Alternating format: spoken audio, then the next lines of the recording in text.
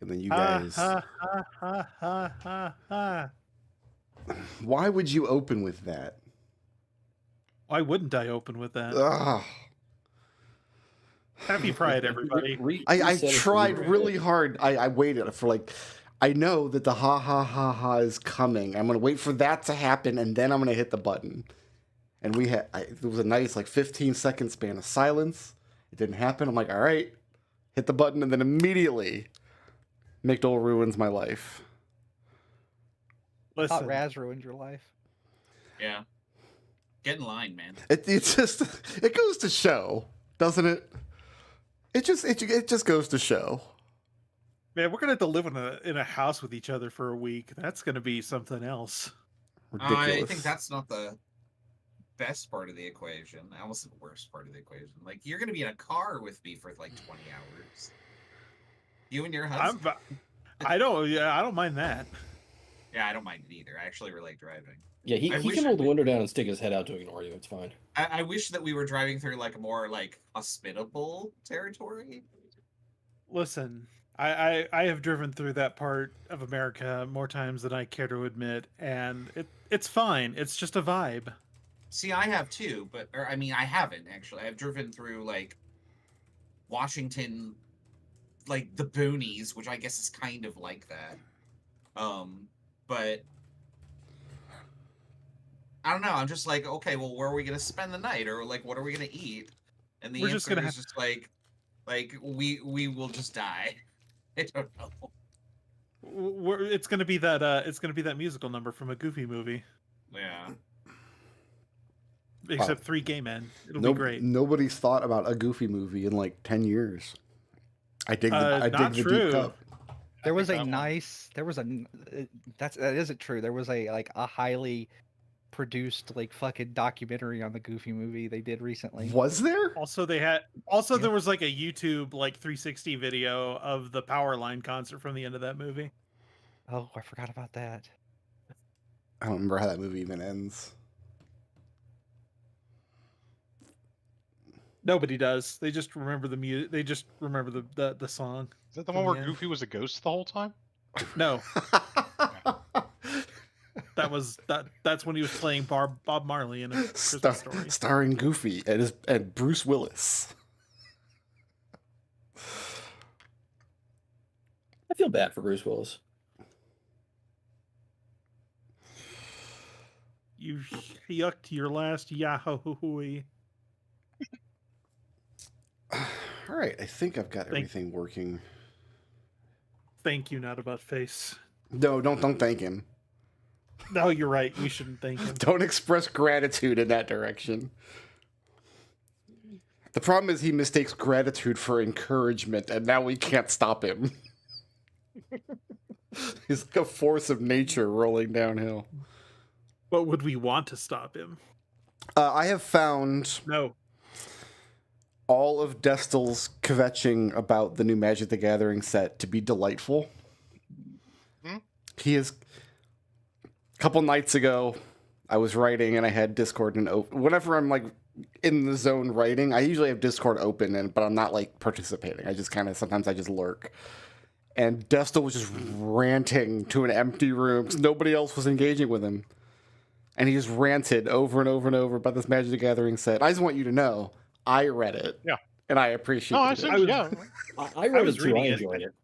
I just had no input. Yeah, I had nothing to contribute.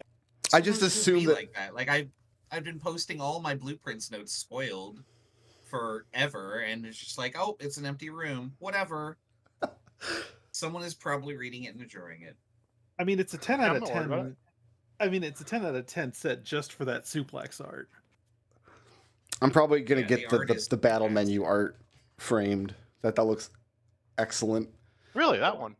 I want that Vivi art. Like, yeah, the Vivi is really good. Also, Vivi is pushed as fuck. God, Vivi's a terrifying fucking card. He's like a mana dork. Is that the correct term? He's a storm card. Like, there's nothing. There's no way to sugarcoat it. They made Vivi a ridiculous storm enabler. He's like 98% C4 by volume. Yeah, yeah, that's correct. Like, because I don't play Magic the Gathering. I read that and I was like, Let me look I don't at know about this. that. Oh, he's Prismari. BV is Prismari. Yeah. Most of the cards you shared, the artwork's excellent. I love just flipping through and looking at all the artwork. But if you look at the whole card, it's like, okay, it's a Magic the Gathering card. Like, the words on the card is like MTG speak, which is like a weird alternate language. But the battle menu card, like those rules, like that could also just be framed. I just love the... Oh, I have specific problems with battle menu. Well, I don't care. Because I'm not going to play it in a game.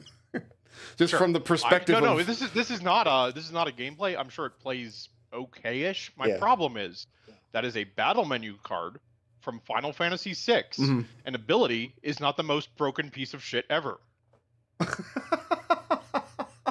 Well, to be fair, only a couple characters have super broken... Half the cast. Like, even Cyan, who's got one of the worst abilities, is still full damage from the back row, ignoring defense, with no cost. I mean... That's the floor. That's the floor for ability. I also Plus really 4, appreciated plus 4. Gao's character artwork. They, like, put a cat in the background. Cat. Yeah, no, that's great. Yeah. Somebody knew what they were doing. There's They understood the assignment. There's a Fantastic. few cards where I look at that and I'm like, I don't know about those faces. It's basically any card that has Tidus in it, and then that particular card of Gao. So There's something about the faces that just I don't like them. my wife just wanted to see the cards that had the characters that our dogs were named after. And at the time she asked, we hadn't seen Rydia's artwork yet. But so I showed her Prompto and I showed her Lulu.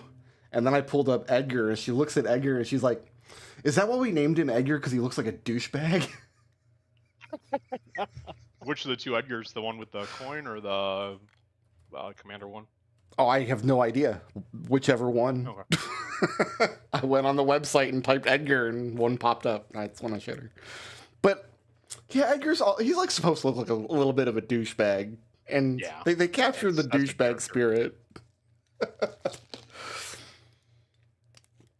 All right. Who has a 100-word summary of all the trouble you got into last week? We played a sports ball, didn't we? You played a sports ball. Oh, You did. yeah. Last week Yeah, was we sports did. ball for like 3 hours. I had lots of fun. That was probably one of my favorite encounters in a while. Yeah, we got introduced to Todd, who is clearly the MVP of Witherbloom. Clearly. I did Everybody loves Todd. I did a flying drop kick, like a flying axe kick onto Todd's face. After he Off the told you top your rope. kicks were not that impressive. Yeah. Yeah, that was. Sometimes it's not about winning; it's about sending a message. But in this case, Exactly. Leo did both. Yeah. The game almost worked. What? No, I think it worked fine. We had to Well, cut the duration down a little. Right, yeah, but I think what we did worked really good. I mean, the game ended 1-0, and Listen, I picked as soon as Destil started doing his plan, I thought, oh, okay, that right there is the meta in universe, right? Mhm. Nobody actually tries to score. It's just two sides, and that makes perfect sense because this coach is like, oh, it's all monks and fucking magic and key, blah blah blah, and then because on the other side you got wizards that just fucking alpha strike the other team, and whoever blows up the other team gets to score unopposed.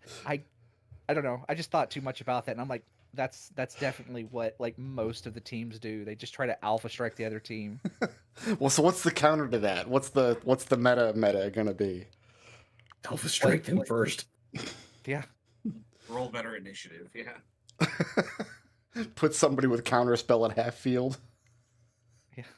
And then fucking Leo and Leo comes in and just actually runs the ball and nobody knows what to do.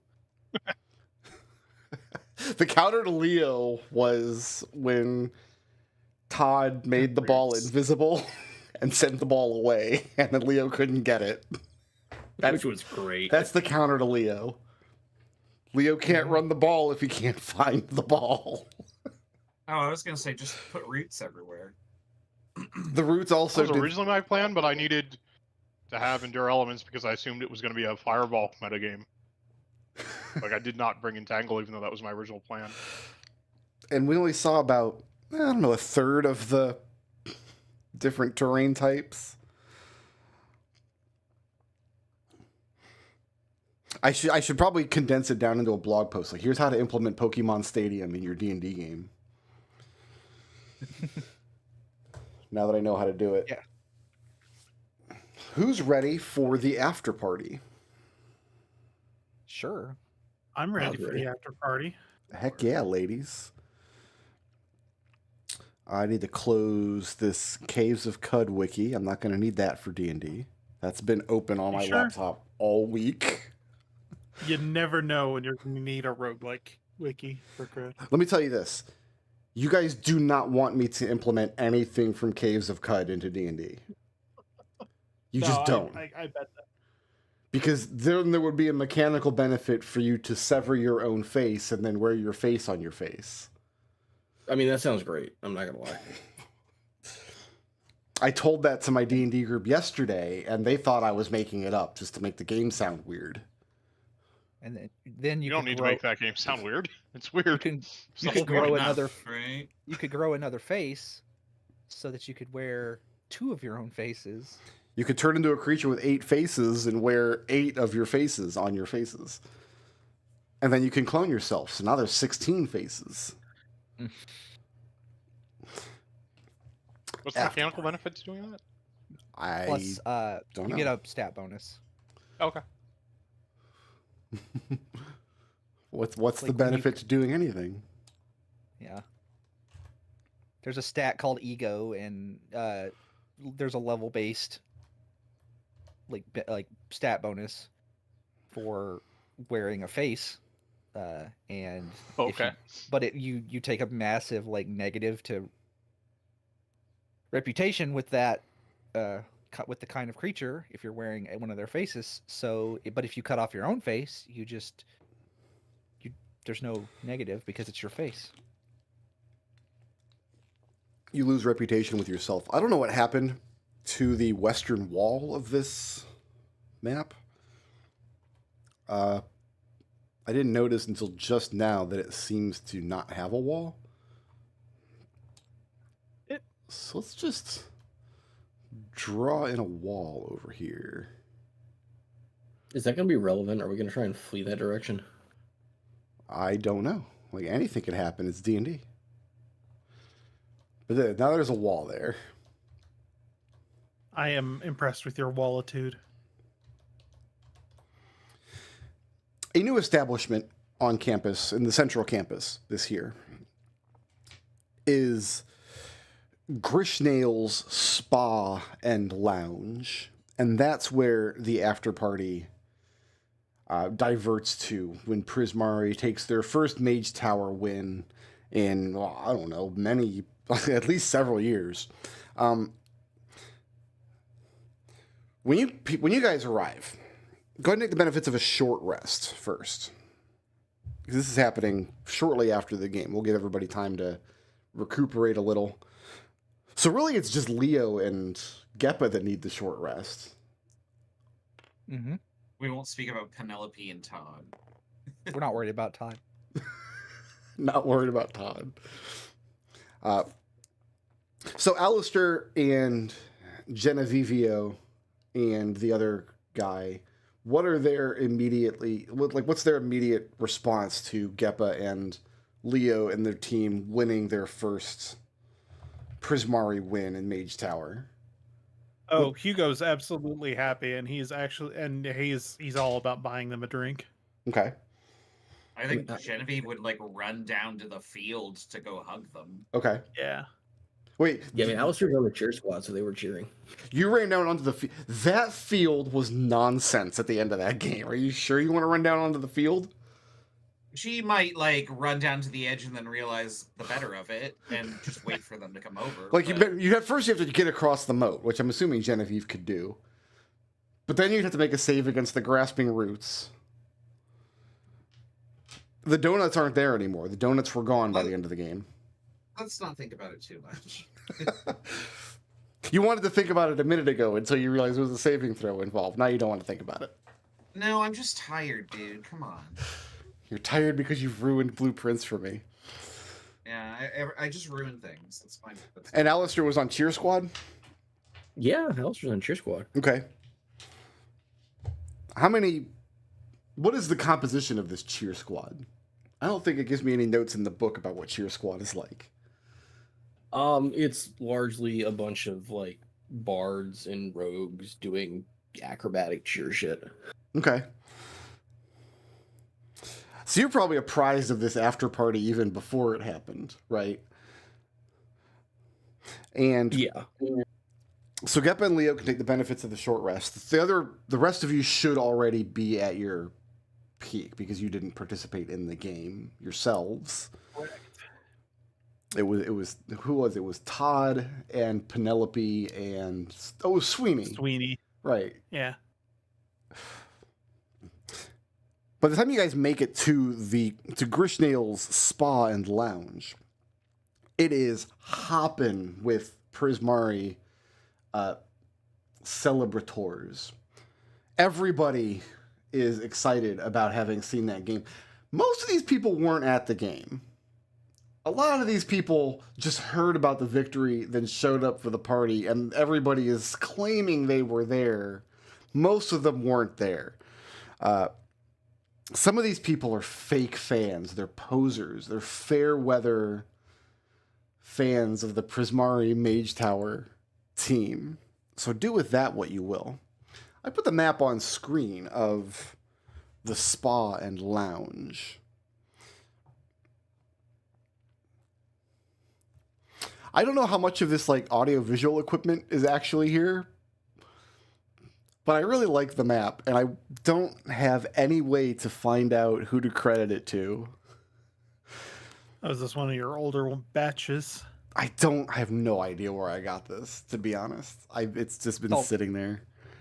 All this equipment's there. It's all like crystal based. Yeah, no, these are just illusion projectors. Yeah. One thing that I try to not do in my fantasy settings in D&D and stuff, because there's always the temptation to be like, oh, any magic that you don't understand is technology, or vice versa, right? So anything we have as technology can be replicated via magic if you wanted. And I think that's true in a lot of cases, but I also think that robs fantasy settings of their like own mystique sometimes. So the one thing I always try to avoid is you can't like record music the way we can. If you want to listen to music, you have to have somebody actively playing or generating music somehow. This is where I love Eberron, because it takes the opposite track and it says, okay, I'm going to assume everything in the player's handbook spellbook is real. What does the society look like after that? That's an interesting exercise as well. Yeah. My problem is if you go that direction, you end up with Eberron. Eberron's great. This is the one thing Destil and I will never agree on. We agree on literally everything else. Everything else he's ever Seems said. right. That seems right. You have one wrong opinion. Yeah. Everybody's allowed one. Well, no, Destil has two because he doesn't like the battle menu card. No, my problem is flavor. My problem is ability on the Final Fantasy. Sorry. Mm-hmm. Also, fight should be a bite spell, but whatever. So, the five of you... I guess Kinney would be there, for sure. Timid would show up at any party, anywhere, anytime. Probably none of your other mentors. Not even Dahlia's there. Dahlia, yeah. Yeah, Dahlia, I imagine, would be there. I bet Dahlia would be there. I don't think any of you have Dahlia as a high enough relationship. You don't. No, Dahlia's not there. She's oh, that sucks. Tempest is there if Genevieve, for whatever reason, invites her, but she wouldn't like being there. She would just stand to the side in a corner brooding all night. I mean, Genevieve would invite everybody she knew. Yeah, I'll And- invite Alister. Yeah. Is Rubina there? Alister would totally invite Rubina. Alsahar's got other stuff to do. You're only a level 2 with Yeah, Alsahar. I invited him. Yeah. I definitely don't invite Ellen, and I assume she's here causing trouble. Not only is Rubina not there, she is livid with Alister that he is using valuable time that you should be together developing by doing this ridiculous cheer squad nonsense. She thinks you need to drop out of that. It's not doing you any good. It's not reaching your goals of setting up this new play actors guild. So no, Rubina is livid that you're even spending time doing that. Yeah, she's wrong because this is how we get people attracted. This is how we advertise for the Drama Guild. Yeah, you and her probably argue about that all the time. I forget if my relationship's at 1 or 2 with her. I've got you at 2, I believe. Okay, that's what I thought it was. Yeah, I've got you at 2. Yeah, because I got a boon. I just didn't figure out what it was until recently, and I forgot to tell you. So we can do that later. Okay. Elegant Sumai and her entourage have one of the VIP tables at the party. Oh. So you don't see her out and about, but you probably see one of her entourage up at the bar ordering. Allie has taken over the party. This is the life of the campus at the moment, so obviously this is the spotlight that she needs to steal. What are the 5 of you all doing when you arrive? Party. Socialize. Socialize with who? And go ahead and put yourself on the map. We'll get this loaded up with the peoples. Leo is immediately jumping into the spa. Oh, was that a spa? So yeah, it's a spa and lounge. So you have this big pool area in the back, and then I imagine this is a hot tub over here. Where there isn't like a big central table anywhere, is there? No, there are several figured large lounge areas. I figured there'd be a giant group of people in the middle, and Correct. Jen would be talking to them and probably introducing Geppa. Yeah, Geppa will be there. That's Where's Geppa the piano? Where's the Geppa's band? wherever the most people are right now. Geppa, Which when I you assume went is just- after the game, when you went back into the locker room to change, none of your stuff was there. Really? Really? Like I don't have any clothing? Yeah, no, it's gone. So unless Okay. your options are either go to the party with your game gear or go back all the way back to your room and change, and then be late to the party. Well, I don't own any other clothing is the thing. Oh, so you played the game in your... Well, no, you would have played your game in whatever uniform. I had a they uniform. provided. Yeah, I would have been given a uniform, but I don't own any clothing aside from my one set of clothing I wear. Oh, well, then it's gone. Who needs more than one set of clothing? Well, this is why most people have more than one set. So now Geppa has a problem to solve. Well, we can figure that out tomorrow. Unrelated to what I just said, but Ellen is not Can at the we? party. I need clothing. Who's not at the party? Ellen. I'll make you clothing for a few hours. Okay. This isn't gonna disappear at an embarrassing moment, is it? No. Hold on, Cinderella. You get 2 hours. I can give you clothing for 2 hours. What do you dress How long do you Geppa plan to be at in? the party? You know what? I make him 80, whatever you can get clothing wise for 80 gold pieces. I'm pretty sure you can get the best clothing possible. That's a lot. Yeah, that's a lot of money. He's gonna look like an emperor. Remember in Household how you had 4 levels of your appearance, and up to 4 you were okay, but beyond 4 you were pompous and ridiculous looking. 80 gold gets you all the way up to that level. We're talking Yeah, that's what- neck frills and pantaloons and curly-toed shoes, That's what Geppa's wearing now. little bells Geppa in the looks somewhat mustache. uncomfortable in this. So Genevieve, you're taking Geppa out into the main lounge, and Alister, you're looking for a piano. Yeah, where's the music coming from? Alister's gonna play music. There would be music in each of the like separate areas. So I imagine, I don't say like a main stage or anything, but you could imagine there being musicians in this main area that you could take on, or in any of the like smaller lounge areas spread around. Yeah, he'll play music in the main area. Okay. What are you playing? Whatever the popular songs of the day are. Give me EDM trance. Give me a popularity check. Play jump. And what's Hugo doing? Hugo's trying to find a way into Elegant Sumai's VIP room. You're known to her entourage, so yeah, there's probably like a silent languid guard standing outside of the door that would nod you in. Oh.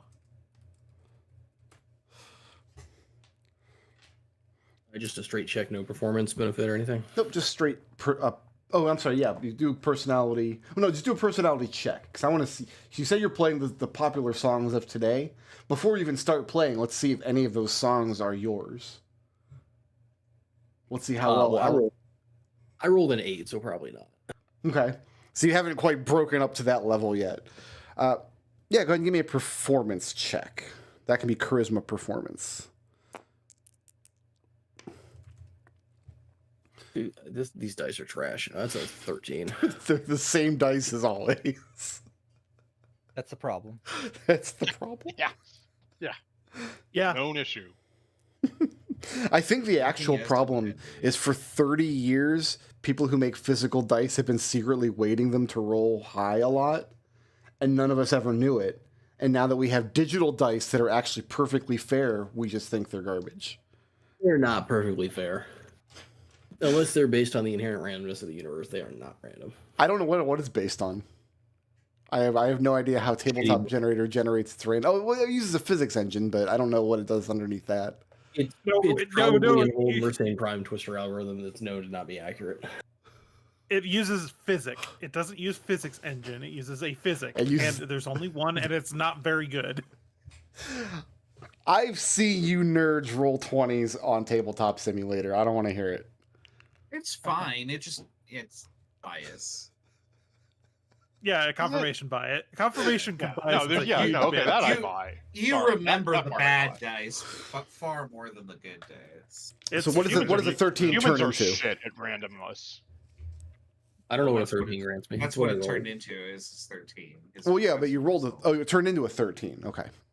Yeah. I rolled a 5 and I have an 8 performance. Oh, okay. I was looking at this 15 up here in front of you. No, that's a new dice. The other one sucks. All right, so you're playing adequately. What instrument are you playing? He's been churning all day. Are you taking your? He's playing violin. Playing the violin. Okay. Yeah. Leo, there's no relevant role to spa as you are doing, but are you just kind of relaxing? Leo's just floating. Okay. You know like when you get into a pool and the kids are face down in the water and they're just floating around. You're face down in the water? You need to get them out of there. Fuck them kids. You're pretending to be dead? No, I'm not pretending to be dead. I'm just floating. Face down? I mean, not the entire time, but yeah. He's a monk. Yes, face down. So you're just floating. I'm just floating. Just chillaxing, relaxing, all cool. There is no role for chillaxing. Genevieve, you're introducing Geppa around. How's that going? Great. Everybody loves Geppa. He shoots things with the bullseye bullets. And apparently Genevieve is popular. She does the laser eyes thing, just for show. Give I me guess. a charisma insight check. Or popularity insight would also be appropriate here. My popularity is slightly better. 19. 19. This after party is supposed to be celebrating this first Prismari win in Mage Tower in a long time. And you have on your right hand one of the star players of the team But it really, really looks like most of these Prismari kids are here just because the party's here. So introducing Geppa around, like he's not being hoisted onto their shoulders and carried around as a hero. Well, Genevieve would approach that as everybody deserves a chance to party. Yeah. Like, we should enjoy it. Like, we've created the cause, and whatever. It's time to party. Hugo. Sir. Stepping into Sumai's room. She's there with two of her maidservants. They're sitting... what would they be drinking? Whatever they're drinking is probably not served at this bar. Mm-hmm. She has an incense holder on the table that is burning a very acrid smelling incense. And she gives you a slight nod of welcome as you step in. Good evening, my lady. I'll be perfectly honest, I expected to be turned away at the door. Why? Oh, because I'm a common man why would you want to be seen with me?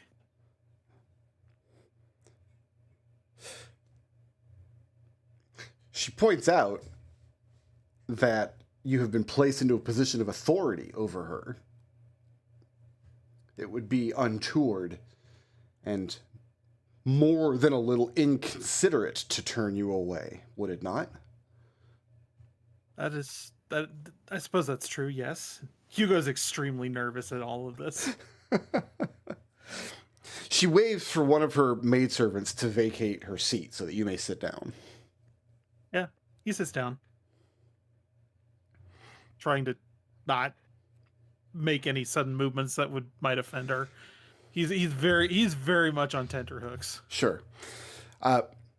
She requires Hugo to explain the game that just happened. And Hugo does, and he's actually very invested in it, and he kind of gestures, pantomimes, gets maybe a little over enthusiastic about it. She politely waits for your explanation to finish, and then she clarifies.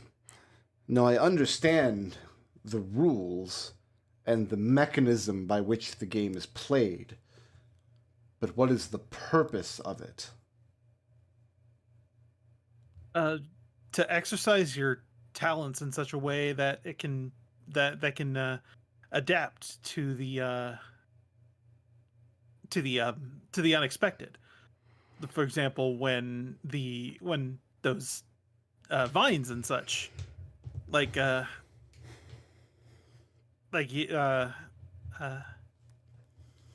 Léopold, when he was trapped in the vines, he had to figure out how to use his talents to get free and continue his objective. And in so doing, you earned a point. Yes. And now that you have this point, you are superior to the other players? It's competition.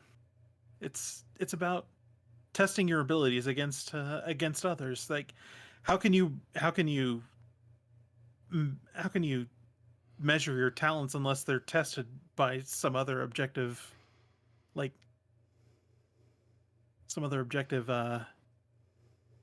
criteria?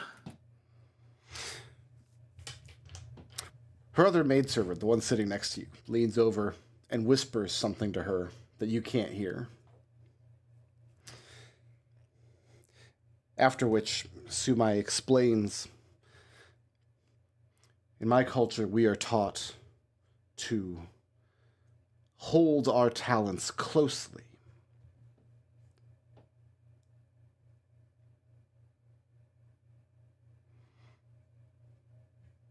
I see. But like, how do you know how good they are unless they're tested? And I guess that's part of the purpose of what Strixhaven is about. It's testing those talents. Give me an insight check at disadvantage, because you are dealing with someone who has spent her entire life specifically training not to give anything away with facial expression.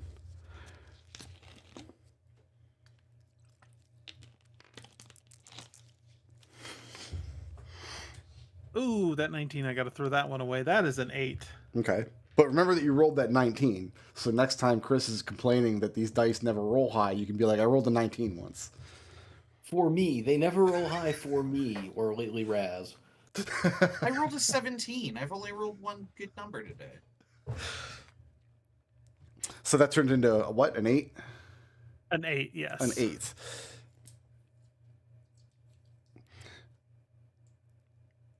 She carefully steers the conversation in a very polite way back to the topic of your mentorship and whatever you guys are working on right now.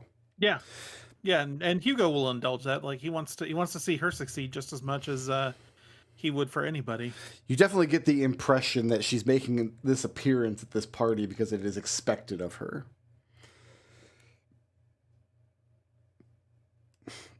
You guys were playing against sure. Witherbloom, right? Yeah. Yes. Okay. Yes. The Witherbloom team would be at the party, and some Witherbloom hangers-on. So, Geppa, you're out in the lounge, and you're approached by the other team. They do some back patting, and Yeah, he very cheerfully tells them a good game, and that he was impressed by various things that they did. You blasted their ass off with magic missiles. Yeah, a lot. Yeah. Like, repeatedly. A lot of magic missiles. It was a lot of magic missiles. You would think that Sweeney is extremely mad that you stuffed all of his stuff with magic missiles. I mean, I got Fireball. I don't want to hear it. That's also true. you would think that the wizards would remember to bring shield. Shield. Yeah. Does that... would that work against magic missile? Yeah, Yeah, it he does. showed me into it. It does. Yeah. It's a Shielded call the out. other thing. Nice. Specific call out for Magic Missile. Once in a while, I'll watch a YouTube video of a guy that will shoot himself with while wearing a Kevlar vest. Have you ever watched a video like that? Because yeah, it's a bulletproof vest, but it still hurts like hell, and you usually get knocked over, and the guys are breathing heavy. And there's a big purple bruise. I imagine that's the situation that Sweeney's in right now. Yeah. They're being good sports. It's not their first Mage Tower lost, and they'll come back and win again at some point.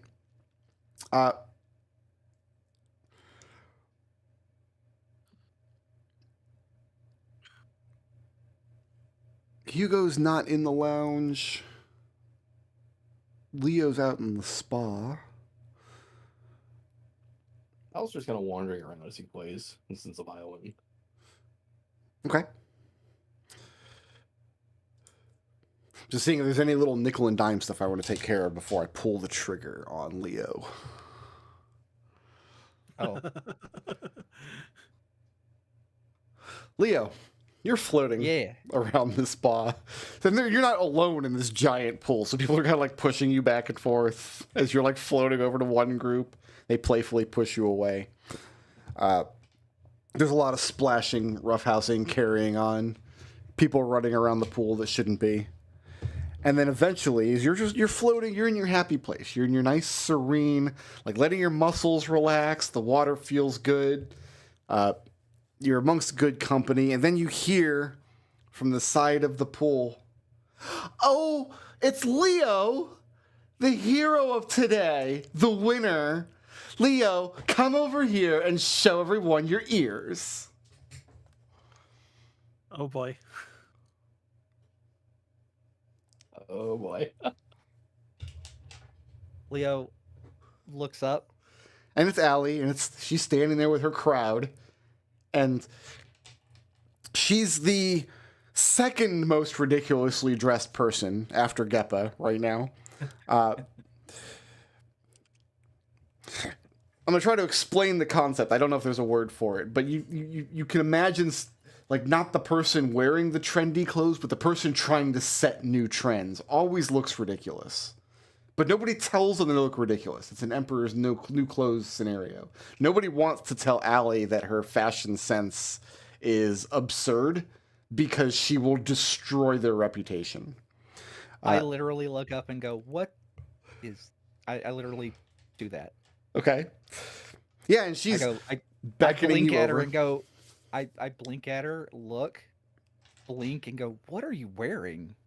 And she explains it in such a way that everybody in her like immediate group that's standing at the edge of the pool clearly agrees with her that her dress is fantastic. And then she reminds you that you're supposed to be swimming over to the edge of the pool, like she said, so you can get out and show all of her friends your ears. I go, "Nah, I think your dress is kind of dumb," and then I just kind of float off the opposite direction. You hear audible gasps from the side. And so you're floating the other direction of the pool. By the time you start reaching the other wall, Allie has stomped over, and she and her group are now standing on that side, and her arms are crossed, and her eyes are narrow, and she's glaring at you. I go, "Yes?" And then, like, I do a little spin in the water. Says, I thought I told you to get out of the pool and show us your ears. I told all my friends that you have these cute little ears, and if you don't show them, they're all going to think I'm a liar. You wouldn't want them to think I'm a liar, would you, Leo?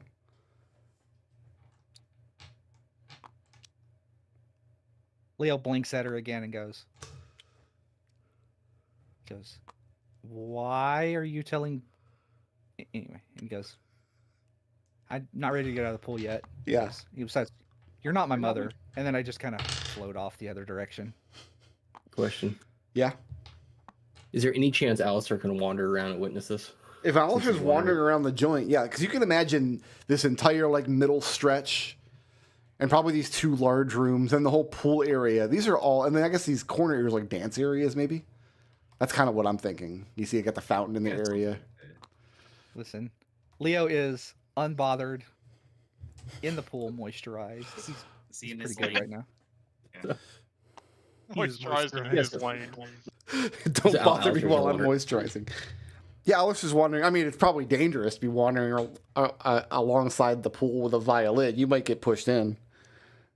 Well, that's okay. I mean, he'll once he sees it happening with Leo, he's gonna put the violin away. Okay. I mean, Leo's not bothered by this. What is Geppa? Is Geppa just happy to go around with Genevieve and do the schmoozing? Yeah, Geppa's just Okay. that's all he's gonna be doing right now. Is anyone drinking? So where? Yes. Yeah, absolutely. Yeah, Genevieve's drinking. I heard two yeses. Where is Allie?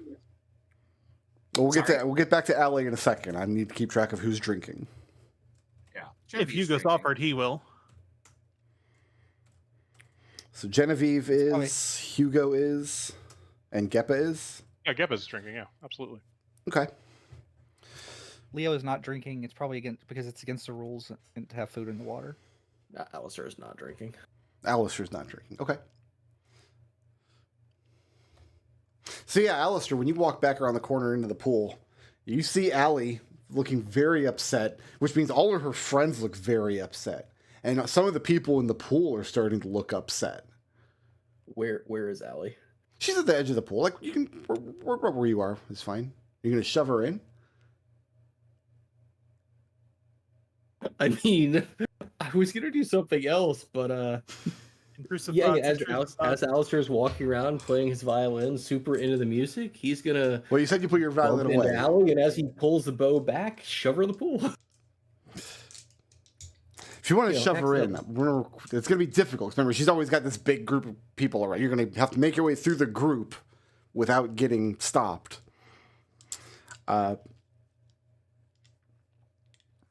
How does Alister feel about let's call this a strength athletics check to get through this crowd? Depends on how my rolls go. 4 flips. 4 Tell flips. me now. Are you? You know what? 4 flips. 4 flips.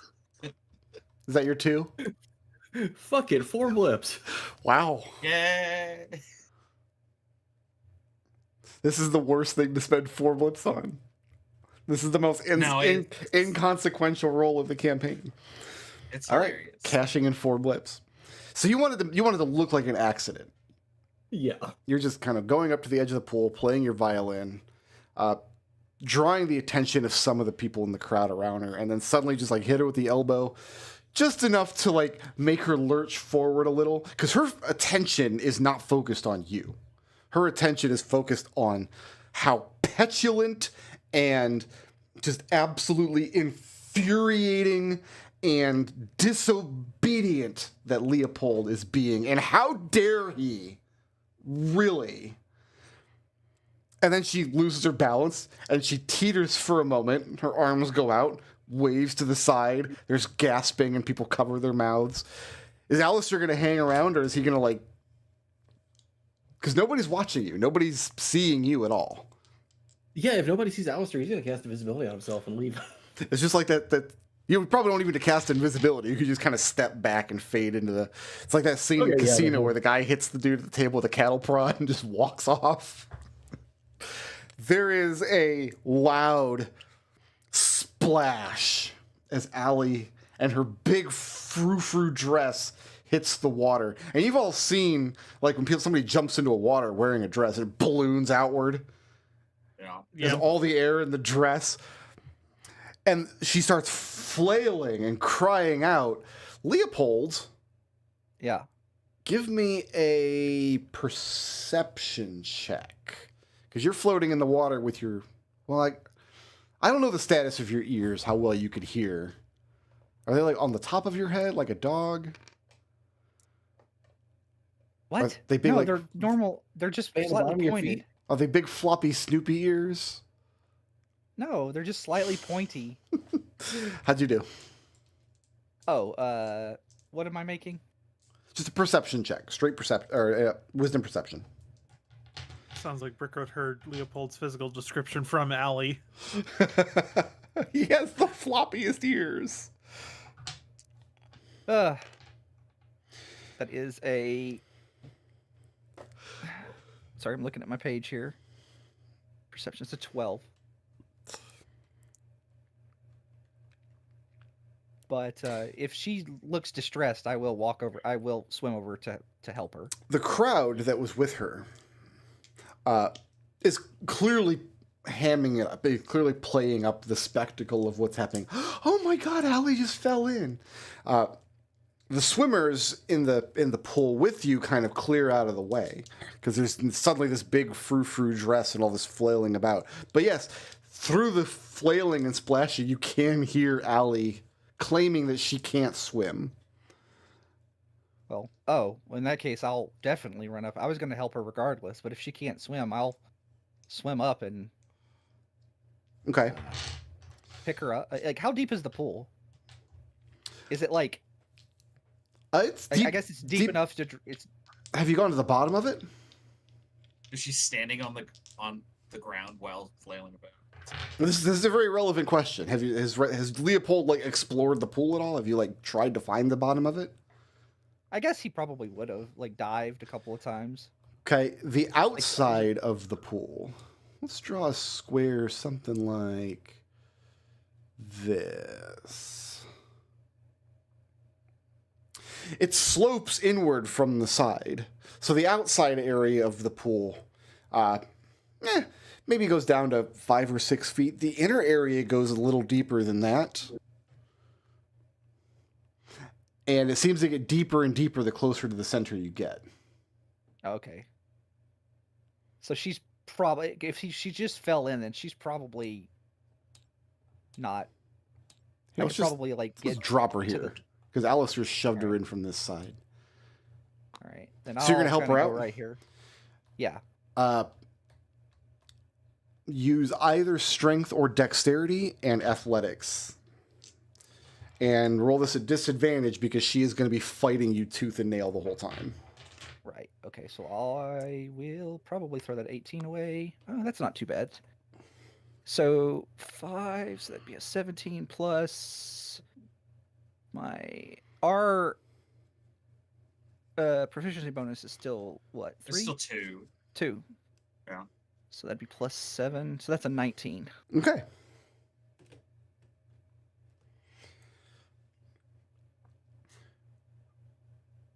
So you grab hold of her, and you're going to reach out and grab the edge.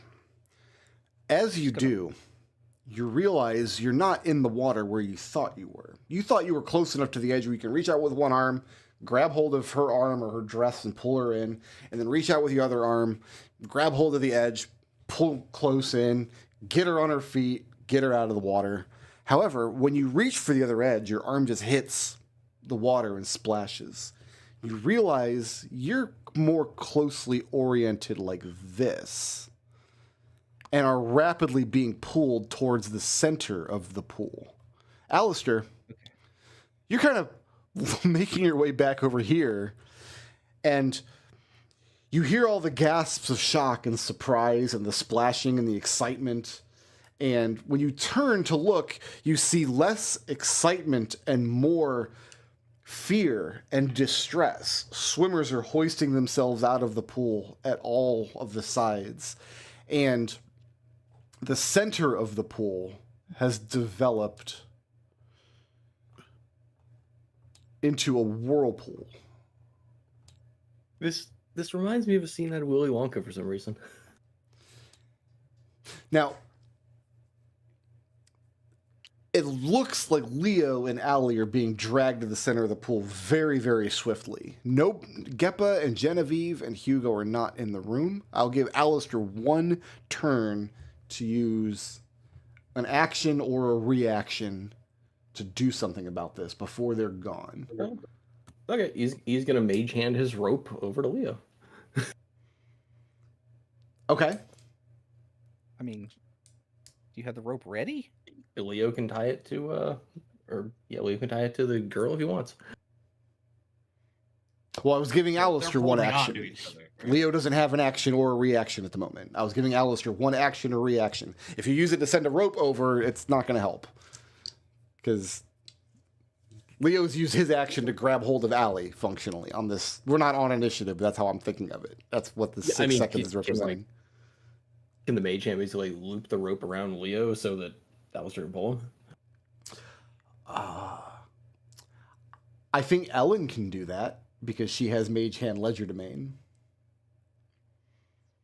I don't think Alister can do that. Isn't casting Mage Hand an action? So you would have used your action to do the tying bit. You can do a bonus to manipulate the mage hand after.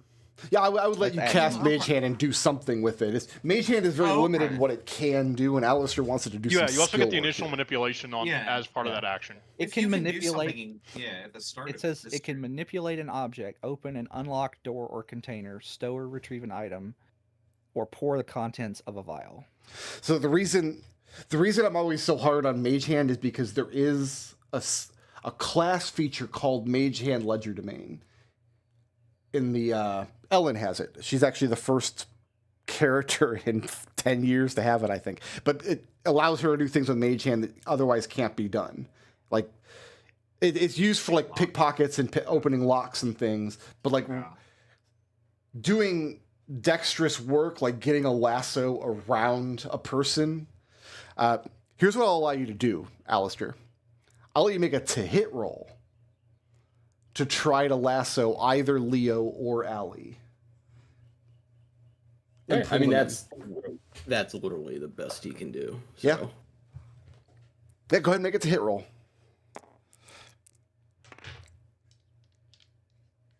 You guys are loving my dice. Would that be Dex or Strength? Dex, Is it actually, because rope? it's a thrown weapon, technically. Oh, fair enough. Do we have that's rules a- for lasso? We did in second 11. edition. Lassos had rules. An 11? Yeah, it's an 11. I'm sorry I have to do this to you. You managed to hit. The lasso hits the water. You're holding on to the other end of it. And it lands in the water around Allie. You pull it taut. It tightens around her. And looking out in the water, it's just this splashing and flailing of limbs and pink frills and Leo's big floppy Snoopy ears that he definitely has. And you pull, and you're like, okay, I managed, I did this. You pull it in, the rope, and it's coming back towards you, and when you pull it out of the water, you realize you've just pulled her dress off. This big, heavy, sodden, giant mass of fabric. And the water level in the pool is sinking down, and Leo and Allie are nowhere to be seen anymore. I'm okay with this. So Allie's naked wherever he is. She's not naked. She's got like she would have a slip and bloomers and yeah. Leo tells her to like hold on tight and close her eyes and take a deep breath. We're going down. I would never allow a naked person in my D&D game. Okay. NPCs aren't people. Meanwhile, the drunk party out here, half of the group is naked. Yeah, Alister will go tell the other two what happened when he can. By the time Alister comes out, there's already some. So let's shift back in time 10 or 15 seconds or so. So Genevieve and Geppa schmoozing at the bar. Geppa, you're getting a lot of compliments on your outfit from like really up their butt Prismari artists. Like this is a statement you're making. I love the neck frills. And then there's panic. Swimmers and other people pulling out. There's only one entrance to the pool area, right? Over here. So yeah, they're swarming out. Something happened at the pool. Somebody fell in and then nobody's sure what happened. But something has caused all the swimmers to leap out of the pool. All you know is that Leo was back there. So it's probably his fault. Will sit down her drink, and she will say, "We should." I'm dropping my drink and dashing. Yeah. Okay. Yeah, we're gonna. Back here. And yeah, as you guys are running around the corner fighting the crowd to get in, Alister is making his way to the exit. What happened? She says. Alister holds up the rope with the party. He's lassoed a dress. And you immediately recognize the fishing? dress as Allie's. Wait. She was wearing this hideous thing. Why isn't she still wearing it? I don't know what happened. She tripped and fell in the pool, and then Leo tried to. None of this conversation is happening before Geppa dives, face first into the pool. Geppa, by the time you get to the edge of the pool, it's lower than you've ever seen it. The water is being siphoned down through the center of it. You can see at this point the drain in the middle is this whirlpool. You're just diving in? Oh yeah, absolutely. You're kidding? Okay. Like just perfect form dive off the edge. Fantastic. Wait, where's Hugo? I haven't seen him. Alister will ignore Geppa's action to go try to find Hugo. You all would know that Sumai and her entourage were here, and they had one of the private rooms. And you all would know that Hugo has a thing for her. Hugo! So Hugo, you're having a polite conversation with Sumai. She always has a way of making you feel like you're incredibly nervous and cold at the same time. Yeah. And she's listening politely to whatever you're saying. You're just babbling on and on and on. And then she gives the door half a glance. I believe you're being summoned. I beg your pardon. Hugo stands up, turns around. What? Hugo, we gotta go. Leo fell in the pool. What? I don't know. Giant whirlpool. Water. Sorry, elegance of mine. Hugo bows respectfully before running off. Okay. Now, I'm going to pause here because we kind of expedited the scene a little bit. I was expecting to get to the pool thing a little bit later. I was going to give everybody a chance to make a party check if you want to. All 5 of you. Yeah. So Is this a like the party action? as though you were taking it as a Popularity, downtime right? action, yes. So it's a DC 30. I rolled a 20 on the last one, so I almost have a free upgrade to my Cool. Ooh, that's pretty good. 6 Popularity. The popularity roll, right? Yes, the popularity. If you've never made one before, it's DC 30. If you have made one before, you've reduced the DC by a little. Oh, look at that nat 20 right there. I got a Oh. 5. Let me find what my DC was. It's 12, so go down to 7. Okay. Yeah, my new DC is apparently 4 because Is I it? can't roll Do we for it. reduce by our results? Yes, whatever the result is, go ahead and Okay. reduce it from 30. Then that's your next DC next time you have a party check. Okay. My new DC So- is 9. Hugo's next DC is a DC 7 party check. Okay. That's where I'm at. Yeah. How'd Leo do? I got a 17. Okay. I'm a Because you all mark got it at some 17. partying in before it all went down. Yeah. Can Literally. while everybody was like running in different ways, Genevieve was kind of alone here. Yeah. She wants to ask anybody who looks like they might be in charge or knowledgeable, where does this drain to? Yeah, like the proprietor or somebody. Yeah, that like makes if sense. there's anybody that looks like they work here. Give me an investigation check. Intelligence? Either intelligence or intelligence would be appropriate here. Yeah, intelligence is better. 11. Are you trained in history? Yes. Give me that check at advantage. We'll borrow the cursed die here. See, it's fine. 23. So even before you ask the question to anybody, because you're a student of history, because you understand the history of the area, the geography of where Strixhaven sits is not well understood, because Darkwood opened the earth with mighty magic, split the Wasn't earth that like asunder. elsewhere? That was over on the Darkwood College. We're in the sun. No, that was the whole area. The biggest surface rift is up where the Darkwood College is. You're down in the central campus right now, but the whole area was reshaped so that this campus could come in. So the geology of it down underneath is not well understood to this day, a lot of those stratas. So there's a lot of unexplored caves. There's a lot of unearthed ruins. There's a lot of who knows what could possibly be down there. So even before asking the question, to your mind, anything could be down there. Pulling aside somebody who works here, just the wait staff and the general, like basically this would be like Hugo works at the cafe. You've got students doing their work credit here. Yeah. And they don't know. The pool is maintained and refilled magically, periodically. And they've never given thought to where the water is sourced or where it might go to. Usually a pool of this nature would be a natural spring in most places, typically. But this isn't a spring. It doesn't bubble up from underwear. It's not part of the water table that anybody's aware of. Just a lot of confusion. Nobody knows. So Genevieve will shout, "Rescue mission! Hold my..." and realize that she's already gotten rid of her drink. And then go, "Rescue mission!" And she'll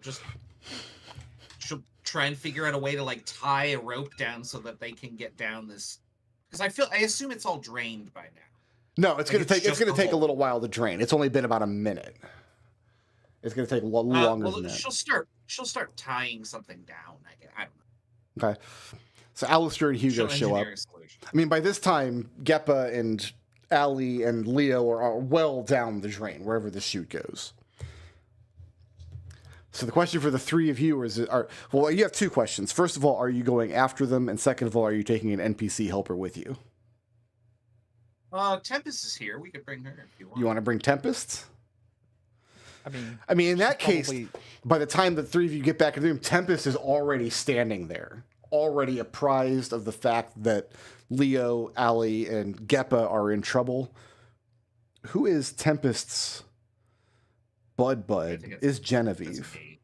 Yeah. So Genevieve, while you're like you're gonna rig up this scaffolding and this winch and this rescue machine, whatever it is you're doing. Tempest disapproves.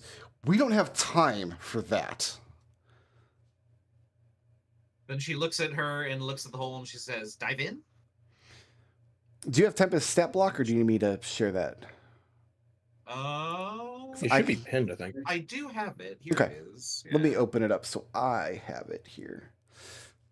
Yes, so you have Tempest with you, and I usually don't like to use the black token typically, because it's hard to see on a lot of maps, but I just don't have a better option for Tempest. Oh, I thought this was her token right here. You thought...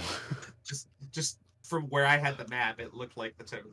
But Oh, no, it does I look see like a it. token, doesn't it? Oh, it's Yeah. not. It's No. a splotch on the map. I was like, why would you place her over there? And then Well, I 'cause was like, she's- oh, it's Because she's Tempest, and this is the only corner that has any quiet, and being at a party is stupid.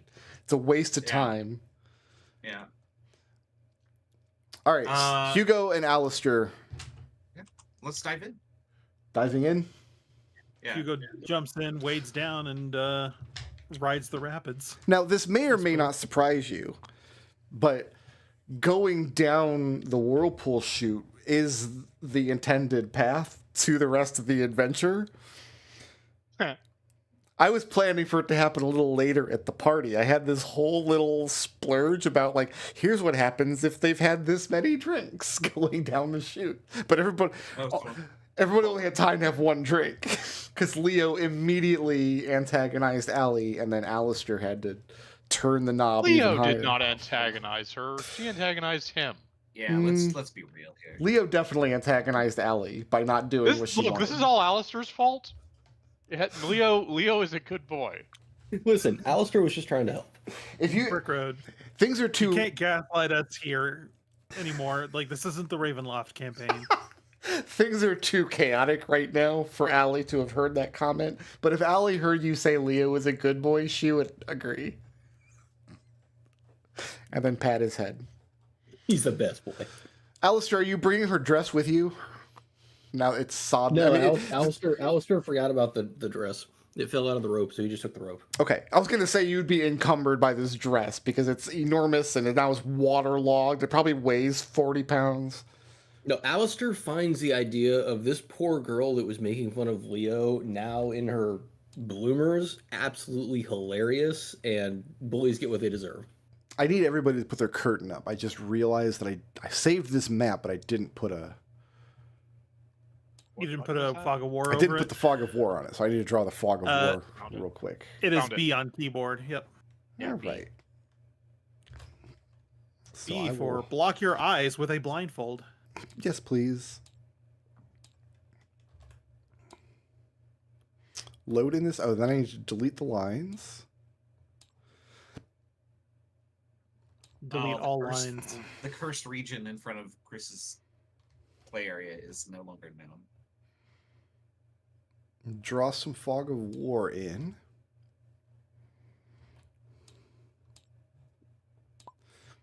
I was planning to At least, do some party encounters up to our break today, but we just hit the fast forward button on it. And you know what? I respect it. I mean, you could have done the Sometimes- party encounters. Sometimes it just works out. See, differently. Brick, my original plan was Alister was going to go cannonball into the pool and splash her with water, but then you made the comment asking if I was going to push her in. Oh, And clearly that was a I better made answer. that as a dumb joke.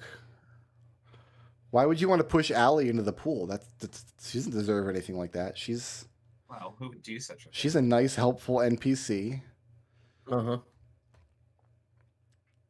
I can't Alright. wait for Leo to get her to level 3 when we bring her on adventures. You guys can.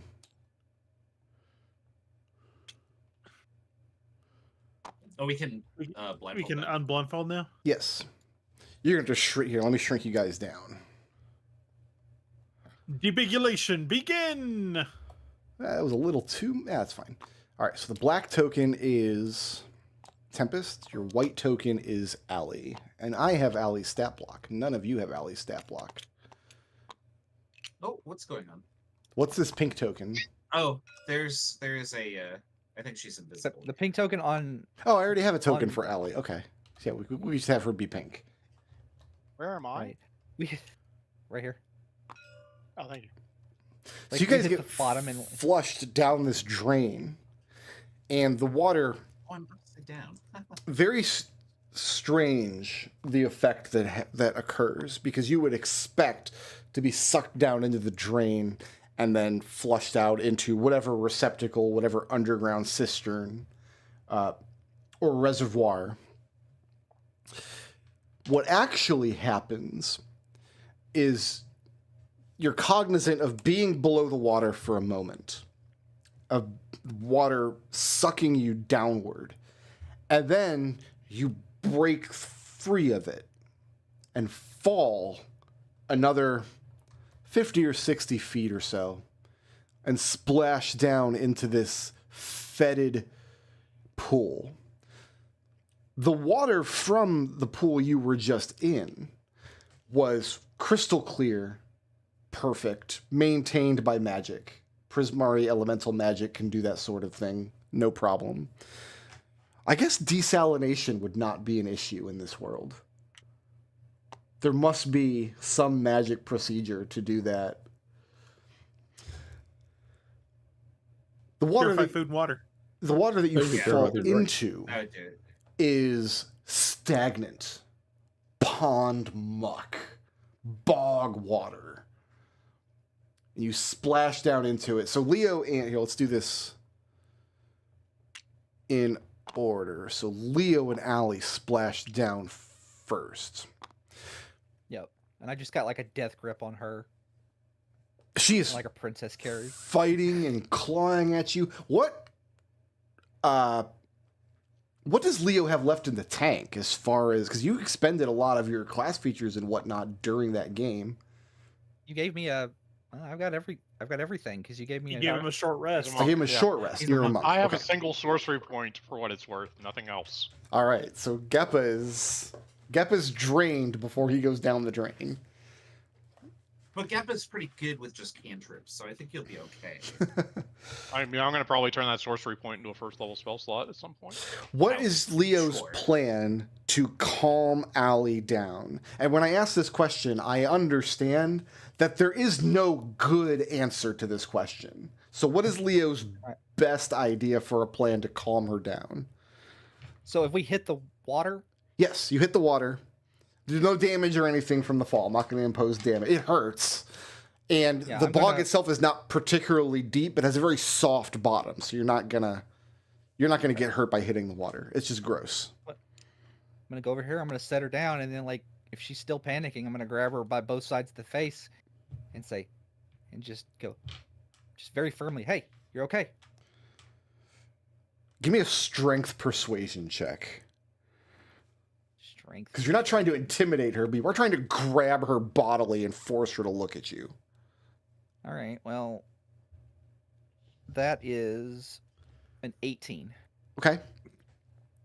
And she's looking at you, and she's stopped talking, and she's not wearing her dress. Her dress has been ripped off by a lasso. Speaking of which, who was the next? Geppa was the next in. Yeah. You hear a splash in the bog behind you.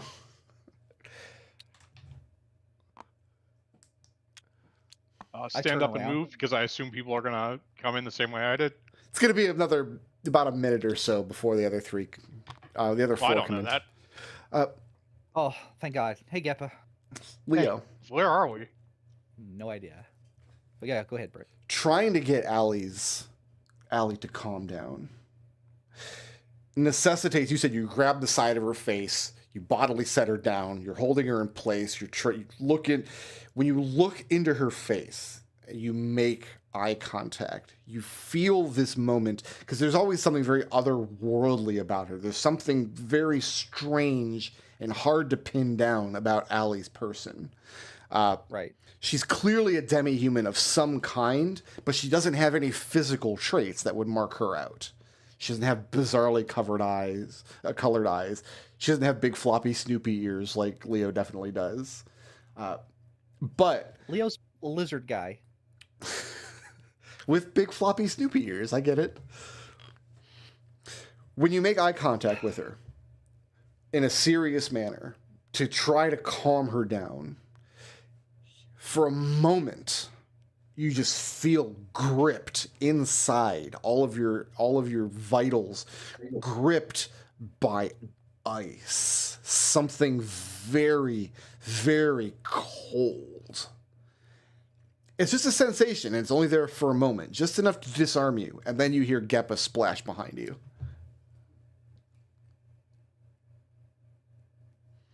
And she does calm down.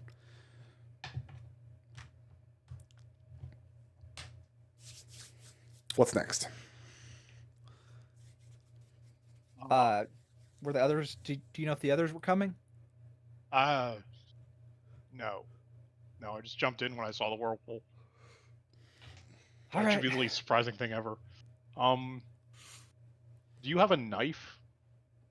Alister put me in these ridiculous clothes, and they carry way too much swamp water for my liking. Yeah, Leo will pull out the dagger he carries. Toss Aren't it. those got even cut real off. clothes? Like, aren't they an illusion? No, they're real. They just No, they shimmer faintly with magic, I think is the description. Oh, okay. But they're I'm gonna like, start cutting off bits and pieces of them. Okay, so as you're making your necessary wardrobe alterations, Tempest and Genevieve splash down.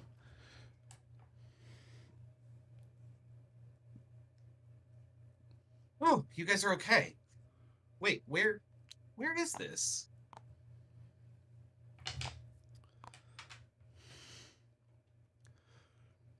how dark is it? Does anybody present have a... Well, I guess it would be pitch black, Leo. Well, both Doesn't Leo bother and either Geppa of have- us. Yeah, we have dark vision. Leo, give me an insight check at advantage. Okay. This is a good point. I should have made a note of this, but I didn't. This is... Insights. That is a 17. Leo, before Geppa even splashes down, by the time you get her sit down and by the time you have looking into her eyes and you're trying to calm her down, she can see just fine. You realize this. And you didn't think anything of it until Geppa and Tempest or Genevieve and Tempest arrive, and they can't. Because it is pitch black. One of them's going to need to strike a light.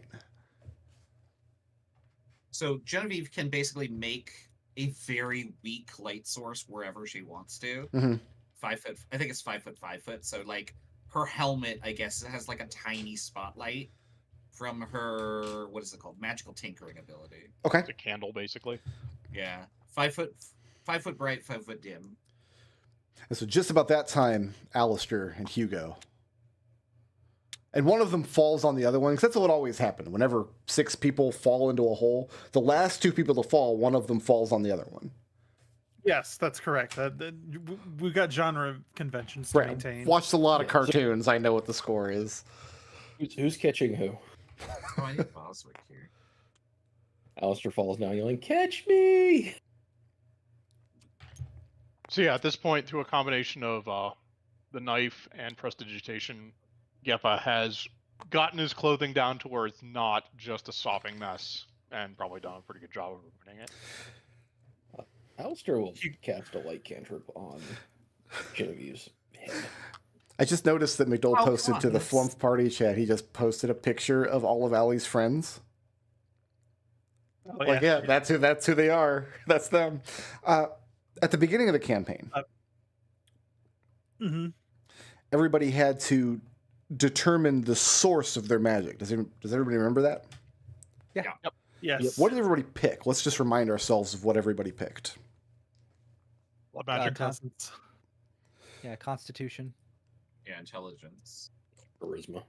which was blood, right? Yeah. Well, there's 2 charisma ones, so. Right? Am I remembering this Are right? there? So the I thought ones there was those, con, int, whiz, and charisma. those of you who picked Constitution went with blood magic, so your magic comes from inside of you. It's intrinsic to your being.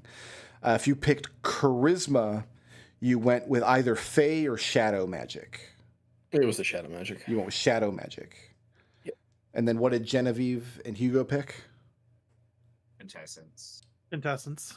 You picked Contestants, and that is the magic associated with the world itself, which has to be studied and learned, which was intelligence. Okay. Alister. Yeah, once Hugo has his wits about him, he sets about setting oil to his bullseye lantern and lighting it, so we have light, proper light source. Bullseye lantern won't work as a proper light source. It won't provide ambient light. It's literally a bullseye. It's like a flashlight. It'll only light what you're pointing at. Yeah. Right, but having a practical light source will probably help in case anti-magic is a thing. Oh my god. We have Leo's torch. Alister, because Chris never spends blips ever. And he spent 4 blips, and we're going to make him regret it, because now he needs to make a charisma saving throw. And whatever you do, don't fail this saving throw. Wait, can I give Bardic Inspiration to myself? Nope. You cannot. That's fine. Oh, that should be fine. It's an 18. An 18, see? You don't always roll low. You rolled an 18. I rolled a 12. Thank God I have proficiency in charisma saves. I mean, that's an average result. All right. Alister, I mean, the whole experience was disorienting, obviously. You guys got sucked down. You got flushed down the poop chute. You landed in this fetid bog of just disgusting swamp water. The temperature is different. The humidity in the air is different. You've clearly fallen somewhere deep underneath the school. Alister, you have a moment of extreme vertigo as you try to hoist yourself to the point where it's difficult for you to make it to the edge on your own. It passes after a moment, but it is very, very heavy on your mind. God damn it, did we just fall into the Shadowfell? I think I could climb my way up to the opening where we fell through? Yeah, anybody could. Geppa, give me a perception check to see. Oh, you mean the opening you fell through in the ceiling? Yeah. You can't. You can't even see it when you look up. Your dark vision extends to 60 feet or so. And then beyond that, there's a trickle of water, like rain, coming down throughout the whole cave. Other than that, there's no sign of the water that must have drained in with you. Okay. But no, you can't see that opening. But go ahead and give me a perception check to get your bearings as you're kind of scanning the area. That's a perception of 14. So you're sitting at the bottom of this tiered pool with these like broken logs, and everything's covered in this just coat of lichen and algae. And it's tiered stone, completely dark. And at the highest tier, kind of down here to the south, and then kind of here to the north, you think you see openings in the wall up and out. But anybody could climb up and out of here effortlessly. It wouldn't be difficult. It's not slippery. Looks like there's or difficult. 2 ways out. I'm going to go check this one. Climbing up and out here. Oh, and I also spend a bonus action to get a spell slot from a sorcery point. Okay.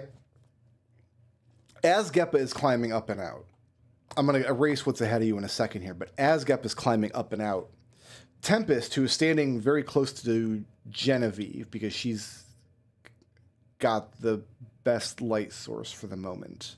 Because Hugo, I'm assuming you're following Geppa with your light? Yeah. Okay. So yeah, she'd be saying this again. Calls up, where are you going? Genevieve was literally just going to cast message to tell Geppa, remember, Tempest is here. We have to look like a unit. She asked me where I'm going? Yeah, she calls out after you. Where are you going as you're climbing up and out towards the exit? I mean, I said out loud that looks like we can get up there. I'm going to take a look. Sorry, As I was going. Genevieve interrupts. She says, we're communicating using message. We should probably talk out loud. That's a lie. Tempest calls Geppa and Hugo back. Do the two of you return? No. No. That was not my boss. That's correct. Tempest, you're not in charge here. Leo, who's your girlfriend? So Geppa and Hugo. swings the light back down to the group for a moment. Says, "I'll light the pathway up for you to get up here, but there seems to be a way out up this way." Geppa, in front of you, there is a bridge. Would be a strong word. Yeah. For just a couple of rotted planks spanning this maybe 12 or 15 foot long stream. Even stream would be a strong word, maybe. So our light situation is Genevieve has a candle, effectively, and Hugo has a bullseye lantern. Correct. Well, no, someone cast light. Alister cast did light. someone? Yeah, Alister has a light cantrip. Okay. I'm going to psychically form a bond with Jen and tell her over that.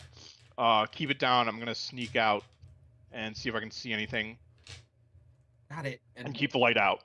And then I'm Genevieve going will to tell Tempest that. try and sneak my way through the darkness in this direction to see if I can find anything. This excellent bog cave, by the way, I guess afternoon maps. This is an afternoon map. We're allowed to use it. It's 12:52. Yes, it is. It is afternoon. Yes. Are we going to finally defeat the bog witch who has cursed everyone's dice? I hope so. Is that the final boss of all of Flumph? Geppa, when you Genevieve, modified your outfit, which I'm not, would Alister take that personally? No, No. it's a spell slot. What did you do with your shoes, Geppa? I'm not wearing shoes. Not wearing shoes. I have like weird Wolverine claws metal on the bottom of my feet anyway, so. That's an excellent answer. I don't usually wear shoes, I think. Yeah, thank you. Thank you for that. So you're sneaking forward. Go ahead and give me a stealth check. Because you don't have any. You've got light in your back if you want it. Because Hugo's. No, I told them to douse the light because I have really good dark vision. That's a stealth of 23. 23. So the next room looks a little something like this. Okay. Is there anything moving? You don't see anything moving. The water itself is stagnant. And as you step across the bridge and you step out onto this ledge, you feel something incredibly squishy between your toes. I'm gonna look down. What can I make out with the dark vision? Is it just mud? It's a patch of something. You thought maybe it felt a little like mud, but no, they gave more resistance than mud. Like, have you ever stepped on a grape? Sure. Something like that. And looking down, it's just a pile of goo or something. You can't make out any details with just your dark vision. There's some goo here. I'll tell Jen over the mind link. It does seem to be mildly writhing. It is the first movement you've seen. Oh, it's moving goo. Tell Geppa to hold on a second. Hold, please. Okay, I'll stop there. Okay. You stop at the goo. Oh, sorry. Jen, there's another opening over here. We should probably make sure nothing's going to jump out at us before we go exploring. I think we should do one at a time, though. Don't split the party. We're not going to split the party. We're going to take a look to make sure nothing's waiting for us. I don't know. What do you think, Hugo?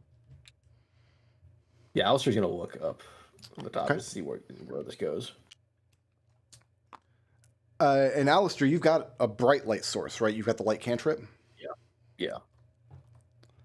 Genevieve casts message and says to Alister with a kind of like an aggressive whisper, "If Tempest gets upset with me after this, I am going to break into your room and set fire to your bed." Alister, Just warning you. You reach up, you grab the highest ledge, you hoist yourself up, brush off, and you look up. It's not an exit. It's not an opening. It's a high, flat ledge. About 5 or 10 feet in front of you, in the middle, you see the remnants of like a very old fire pit that looks usable. It's the only dry spot you've seen in the cave. Like somebody's keeping it purposely dry. Next to the fire pit is what can only be described as an ill-made wicker basket filled with eyeballs. Yeah, nope. Alister drops down and kills the light cantrip. So there's no more light. So Geppa, you're cognizant of the glow in the room behind you dying very quickly. Yeah, Jen, tell Geppa to get back here. There's a basket of eyeballs behind us. There's something here that Alister shouldn't have looked at. Is that over the mind link? Yes. No. All right. Well, tell him to not looking. This might be the way out. Just give me a minute. Can I get any more of this with 60 feet of dark vision? Yes, I'll give. Behind you, what's going to keep Alister up at night is you thought you looked at the basket. Was the basket also looking at you? Oh, it absolutely was. The tunnel ahead of you, Geppa, starts to climb upward, and then it turns around a corner out of sight. All right, I'll communicate over mine. Like, all right, I don't think there's anything here. I'm gonna move up to the next tunnel. If that other, you guys should probably all come. This looks to be the closest thing I found so far to a way out, and I'll move to here and wait for them. Okay, so you're gonna wait for them, and at a couple more steps, your other foot squishes into some more goo. Genevieve will tell the group here. It sounds like it sounds like it's clear, but there's like squishy goo. I think you said. Okay, then Hugo will So be careful. Hugo will reopen the shutter on his bullseye lantern and give light for everyone to climb up. Tempest is livid at how Mickey Mouse this operation is being run. Hey, Tempest, why don't you go check out that basket of eyeballs? She lectured you guys on this. She turns to Léopold. Léopold, Allie is borderline catatonic. She's stressed. She's just staring into the middle distance. Tempest looks at you. Then cocks her head at Allie and says, "You need to handle this." Like, and I gesture at Allie, this, and I make like an everything motion, this. The Tempest is putting you in charge of handling Allie. Well, I was already going to do that. Mm-hmm. Thank you. Like, I'm going to grab Allie by the hand. Yep. And lead her up here. When you reach down to take her hand, she kind of jolts awake and looks up at you. And when you motion to climb up, she just kind of gives this faint nod and gets to her feet and starts climbing up after you. So you guys are all going to reconvene in this area? Yeah. Who's the first person coming across this not a bridge with light? Is it Hugo with the bullseye lantern? Yeah, it'd be Hugo probably. Hugo, go slowly and look down before you cross that. Geppa said there was something there. Yeah. When you cast your bullseye lantern down, there's this gap that this barely a bridge spans, and it's not a stream as such, because a stream would be flowing. It just looks like a crevice filled with fetid standing water down there. And it's a good 80-foot drop or so. It would not be fun to fall down that. The other thing of note is that here and there, once you get on the other side of this not a bridge, there are just puddles of eyeballs. Watch your step, and Hugo will cross first, and then hold the flashlight for everyone else. One of these little puddles of eyeballs look like it's been properly stomped through. I think we found out what Geppa found that was squishy. This is very distressing. I'm having flashbacks to the brain dungeon. I think this is worse. The brain dungeon was both the best and worst dungeon I've ever devised. I was so proud of that brain dungeon. We're all just full of meat. Does it look like there's a pattern to the eyeballs? Like everything's coated in eyeballs? They're just in some spots, not others? You remember early in Labyrinth where she finds this brain fungi growing out of the wall that has eye stalks on it? Yeah. These are like fungal growths that end in eyeballs, essentially. And Geppa has squashed a couple of them. We gotta cure his itchy skin before it turns, because we don't want to know what this fungal infection this will turn into. Yeah, do we know anything about this from our mushrooms and fungus? You guys did not study eyeball fungus, no. So you guys are coming up and around the corner. Now, Leo. Well, so there's something Genevieve would want to do. Okay. So as she gets to one of these piles, she's gonna like move her little like light cantrip to see if the eyes follow it. It does. They do. The eyes are aware of their surroundings and they are following your motion. If you step up to them, they gaze up at you. If you move your light back and forth, they'll follow the light. It's incredibly eerie. You guys, these things are alive and sense us. But are they connected? Take a sample for Blackleaf. Alister, are you going to take a sample of one? I mean, he's telling Jin to, but if she won't, then yeah, Alister will. Genevieve will do it. She has a dagger. Okay. Got a sample for you. Yeah, and it's like a bottle. So there's like loose eyeballs you could collect, and there's also eye stalks growing out of the rocks here and there. And there's take like a big piece of one. There's a big footprint shaped puddle of goo. So okay, you take one of the eye stalks, you carve through it, and when you do, the eyeball immediately, I mean, it clearly dies when it's removed from the stalk. Yeah. It stops moving, it stops following, and you tuck it away. Genevieve apologizes to it. Sorry. Leo, here's the deal. Mechanically, Allie is functionally a commoner. She's going to use the commoner stat block if it becomes relevant. If Leo moves more than 5 feet away from her, she's going to panic on her turn in initiative. Okay. So now that I've hamstrung Leo and Geppa, and they're clearly the best characters in the party, I imagine this encounter that's about to happen will be very fun. So everybody go ahead and place yourself where you want to be up near Geppa, because he said he wasn't going to advance until... he was going to wait there for everybody to come up. Is there a place to stand that doesn't have eyeballs? Oh, yeah. Yeah, you can find a place. Once you have light, they're easy to avoid. Just Geppa doesn't care. He just is happy to squash eyeballs. Like, they're not his eyeballs. So good work scouting. Good work scouting ahead, Geppa. Just take it a little more methodically, and I think we'll be in a good state. Here, I guess I can give you this, that basket behind us. This corner here. Now, as you guys are coming the corner behind Geppa and you're about to advance a little further, there's a loud rumbling that you hear, like a crash, like a huge footstep that you can both hear echoing from the cavern in front of you, whatever is up on the top of the stair around the corner. And you can also feel the reverberations in the earth. And then you hear a loud, deep, echoey voice calling from the cavern beyond. And it says, "Fee, fi, fo, fum." What? Now's a good time to take our break, I think. Why don't we take 15 minutes? Get your coffee, get your bagel.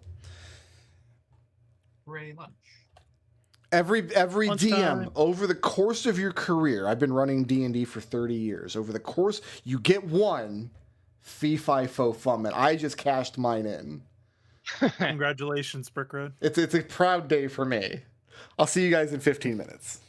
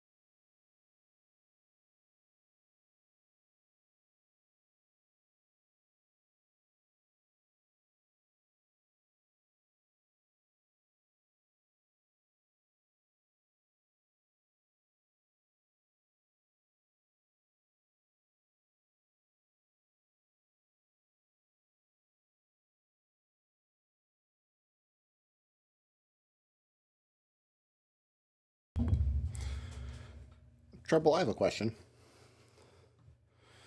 If you're back, what are you going to do with 64 drams of cloning draft? What makes you think I'm stopping there? My immediate thing is to get 128. What are you going to do with 128 drams of cloning draft? I'm gonna dig a cave. Yeah. With my pickaxe here and my disintegration power. Sure. And then I'm going to proselytize a bunch of bookbind. I'm going to proselytize a bookbinder, maybe Tilly. I haven't decided yet. And I'm going to take them to this big open cave that I've made. Yeah. I'm going to put them down, tell them to stay there. And then I'm going to use an item that I found called 3D cobblers, and I'm going to trap them in this square so they can't wander off. Right. And then I'm going to make 64 copies of bookbinders and possibly Tilly. And why? Set a reprogrammable recoiler to that room. Okay. That way I have 64 bookbinders I can just get their books from and then go back and get infinity experience. Why would you... Why I would think you would want at least... I mean, if you're going to clone a bunch of merchants...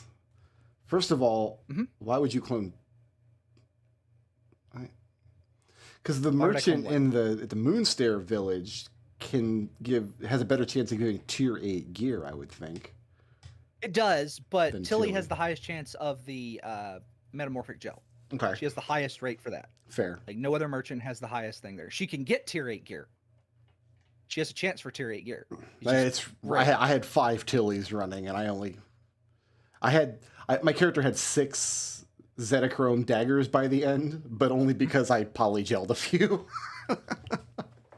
I currently have, so far during this, I've got some jewel-encrusted Zetachrome gloves, some Zetachrome pumps, and in the chest, I got it at my feet, I have 2 Zetachrome chest pieces, a rainbow weave cloak, and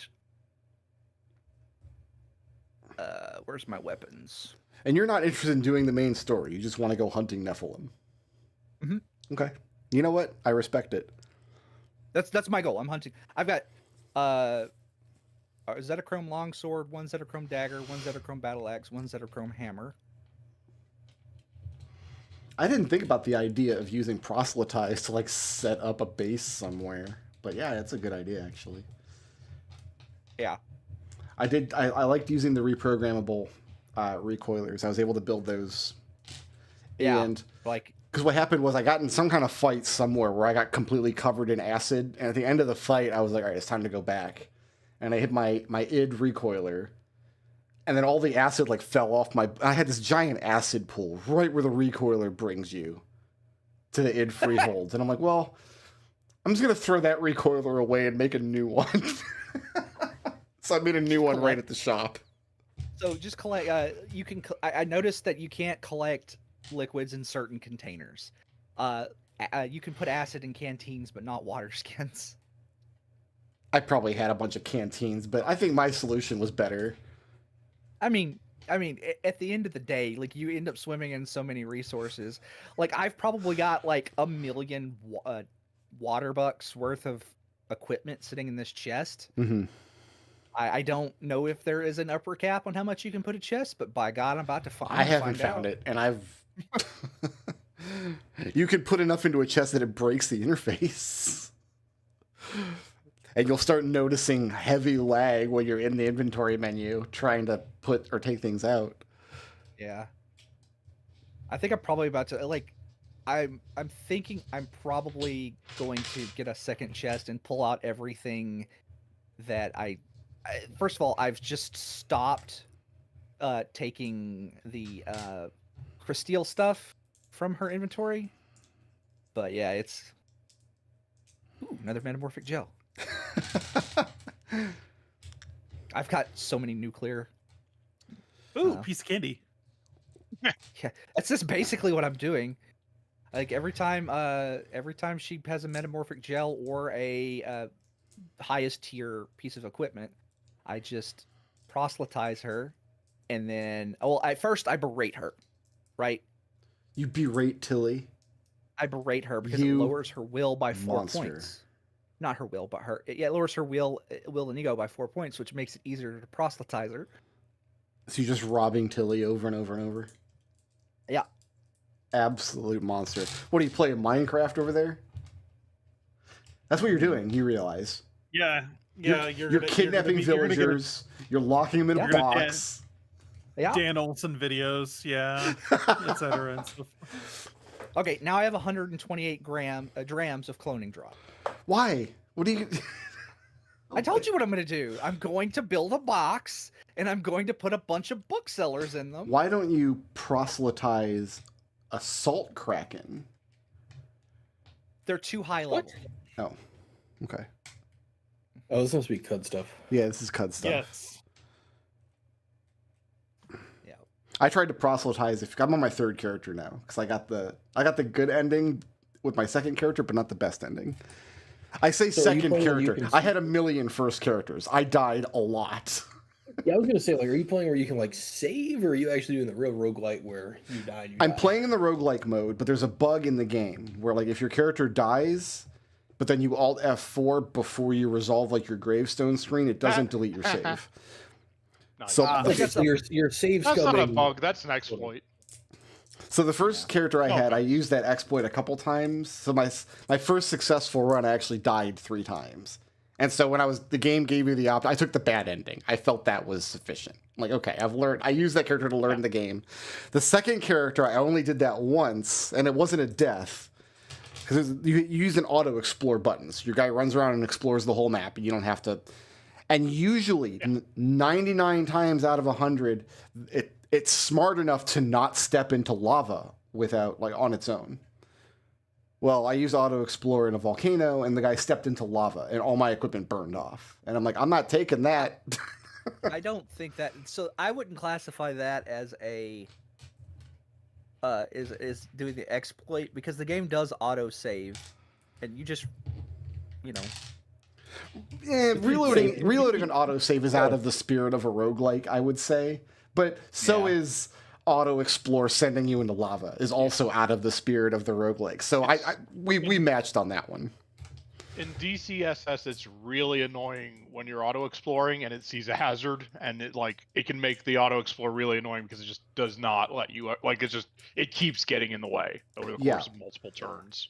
It is annoying, but what you have to do is you have to go in and you have to manually set the exclude zones on the auto explore logic, which it's pretty good about. Like, you can either say everything within line of sight of this tile or manually click on the tiles, and then it'll go back to auto exploring. But auto explore is very careful about not letting you die. Now, Tab isn't auto explore. Tab is auto advance to an enemy and swing. Yeah. Tab will kill you. The auto explore, there's some options. I haven't played a lot with it. Well, I have auto explore set to ignore easy, quote unquote, easy monsters, anything that triggers easy. And if I walk next to them, I'll try to fight them. I'll take a swipe at them. So I just kill a bunch of trash. But I was in a volcano, and I had manually played until I killed all the monsters. And then I hit auto explore to finish the floor. My guy just stepped into lava. And I'm like, that's just not supposed to happen. That's hilarious. Holy shit. Okay, well, I guess I'm not building the cave here, because, there's holes in the floor. You can fill those. Oh, really? Using portable walls. If you put portable walls on a square where there's no floor, it makes floor. Okay, I'll keep that in mind. I learned that. Game's so cool. Yeah. I put what my adventure with and my invisible troll friend on my blog on rjskibby.com. I don't remember if I have that link below the video description or not. I guess if not, I'll make sure to add it. But so I used to do that with NetHack back in the day. Anytime I had a good NetHack story, I'd write it all out and post it, and people used to like them. It's like, oh, but Caves of Cud has even better stories. What's the furthest in the actual storyline you've gotten, Treble? You just Bethesda Sousa, is that it? Yeah, I finished Bethesda Sousa. Okay. Because before going to Bethesda Sousa, I think it's worth going out to the Freehold and establishing there. Yeah, I usually pick up. I run to all the static towns and pick up all their, because that lets you travel around the world without getting lost a lot easier. Usually, what I do is I'll if I start with Geppa, I talk to our guy. I'll give him his 2 things to get to level 2, and then I'll run to the stilt, and that puts you up to like 5 or 6 just doing that, and then I go from there. But I'm currently playing an Esper. I don't as well. know that I like it as much as the melee characters. I am invincible, essentially. The only thing that can kill me are the Esper hunters. I see those guys all the time. They're already dangerous. They are incredibly dangerous, but like if you kill them 1 in 10 times you kill one, you get like a free point of ego, which is nice. But more ego just means more Esper hunters. Yes, it does. and like it gets to like the point where like it's 100% chance. So just every single screen has an Esper hunter? Every single screen has like 10 Esper hunters. What? Oh my god. Yeah. Like that's like really high. You've got to get your glimmer over like 200 or something stupid. I think mine's at 30, and I'm already seeing these dudes like every 10 screens. My glimmer is currently at 80. And they don't mess around. They're dangerous. They're like player equivalents. Yeah. So like I'm kind of like holding off exploring until I can gain enough levels, because I want to get there's 2 powers that I want. I haven't put any individual points in any of my powers, which is why my glimmer is so high, because I'm just picking up new powers. Oh no.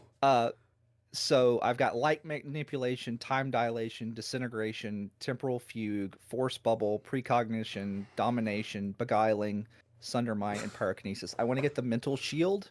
Yeah. To help with the Esper hunters, and then I want to get the there's the ability that unveils the map. Apparently, if you get your will up to 32, which is the maximum that like it starts to, the maximum like number where like for cooldown reduction,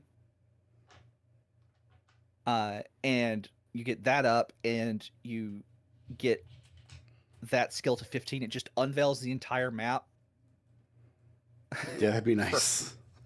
Like you just see everything, because like the Esper, that's the big advantage the Esper hunters have, is they could just fucking see you from across the map and target you. So it would be nice to know if there's one coming. Yeah. Well, I've played an Esper, and most of my leveling has been just in the desert so far, and those maps get revealed anyway because there's no obstructions. If it's daytime, you can see the whole map. Yep. So. Yeah, I was doing that for a while. I would, I was waiting until it was. There's a button to wait till daylight. Yeah. So I like didn't go anywhere unless it was daytime. Right. But now that I'm in like the jungle and stuff, you can't do that. You can't see shit in the jungle. I'm mad because I would love to hop back into Caves of Cud tonight after D&D's over and I have my dinner. I'd love to get back in there and do some work on my. I can't because I got to boot up friggin' blueprints. Don't want to hear. Because Raz ruined my life. Sucks to suck. Get on my level. I was on your level.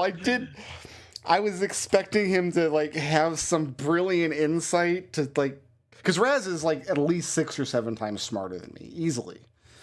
So puzzle. I've calculated. Calculated. See, I'm not smart enough to do that calculation. I thought for sure it involves like a square root function, and Brick doesn't know what that is. I don't even know what that is. Brickroad's not radical. Brickroad's not radical enough for that. Oh, I get it. I didn't get it. Yeah, he's not. Yeah. Anyway, I thought Raz was going to solve the thing. I didn't know if I was stuck or if I was at a point in the game where the only puzzles I had left were the stuff like the shaggy dog stuff doesn't go anywhere.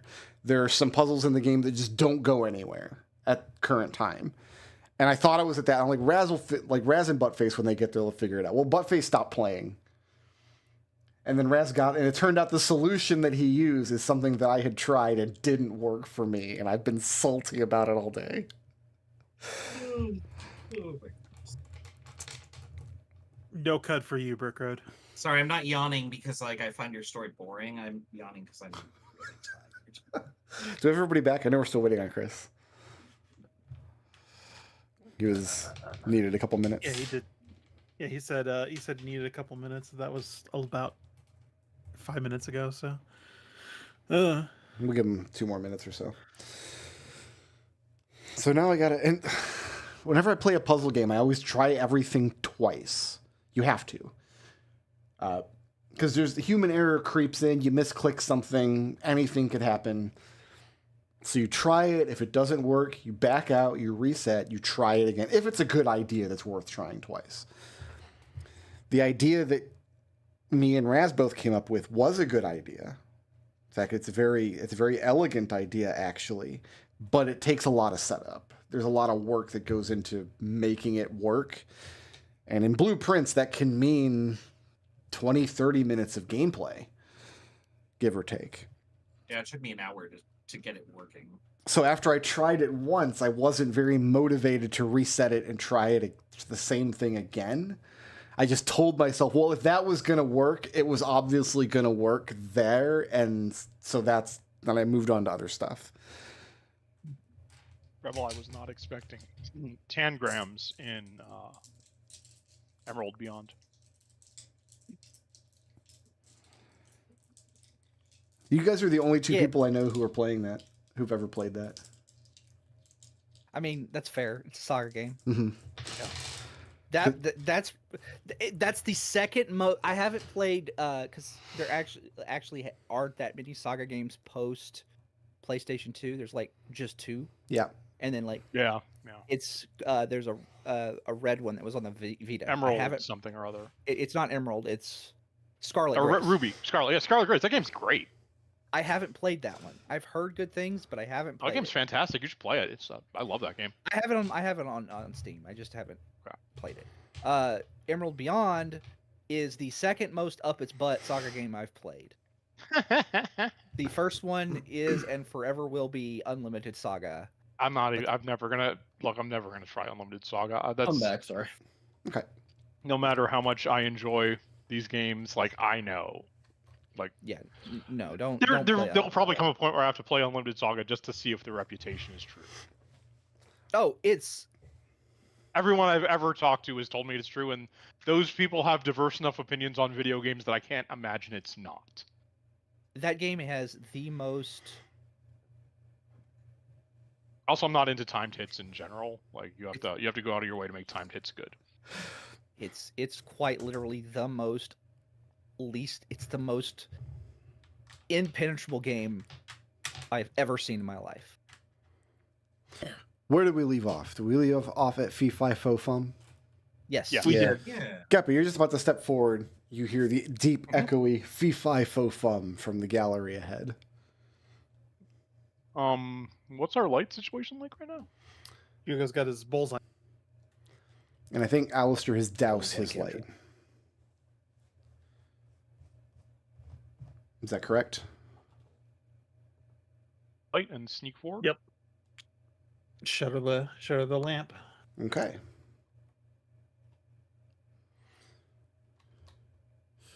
Roll initiative. Yeah, okay. I need a Tempest on the. Oh. No. That's a So big they're- initiative. What happened? I got disconnected. Everybody seemed to have gotten kicked. Oh boy. Got kicked Yeah. on the table. Your giant stomped the tabletop simulator. Fee Fi Fo Fummed too hard. You did. This is why you don't fee fi fo Nice. fum. I smell the blood of a connection error. Oh, don't join yet though, because I have to reset the map now. Ah, Oh, okay. I can at least see the table. I'm gonna blindfold. Tell me when you. I was already in the Tell me process when you're of ready. joining.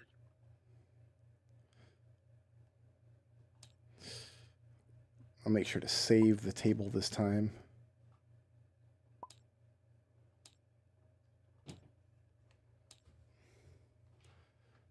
Green button. There we go.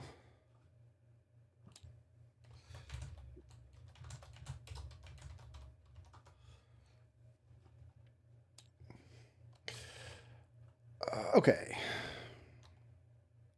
Should be good now. Yeah, Tabletop Simulator is just completely... I'm double checking all my other... I'm double checking all my other connections.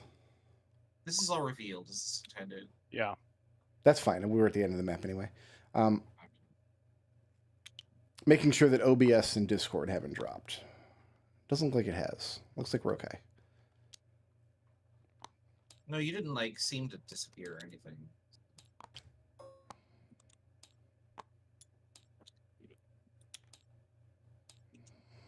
Need to be debigulated.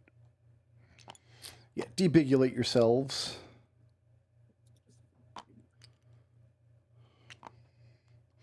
Actually, Where am I? Oh, down here. I might ruin something here.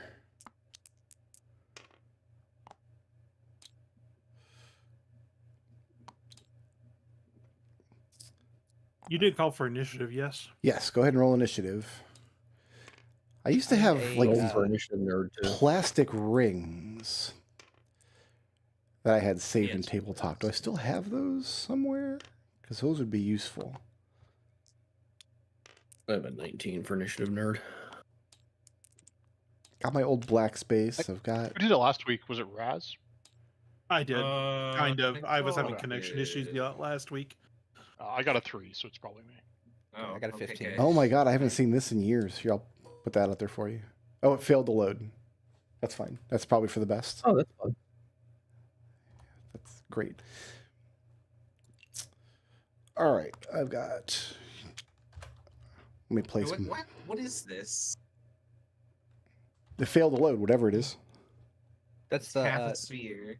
yeah. That's the placeholder object for an thing that didn't load. Blue on 2? Really? Like, it's gonna just be there until Brickroad deletes it. Yeah, it's a hole in the world. Don't worry about it. I'm going to put Allie on 0. Here's Allie's token. Oh, okay. Oh, I got a real Tempest. There's a It's token for... ALLI, right? I just have ALI. Got trace. There's Tempest. Place her where she needs to be. Geppa, you need to be on the left-hand side of initiative now. Sorry. And I think that's good.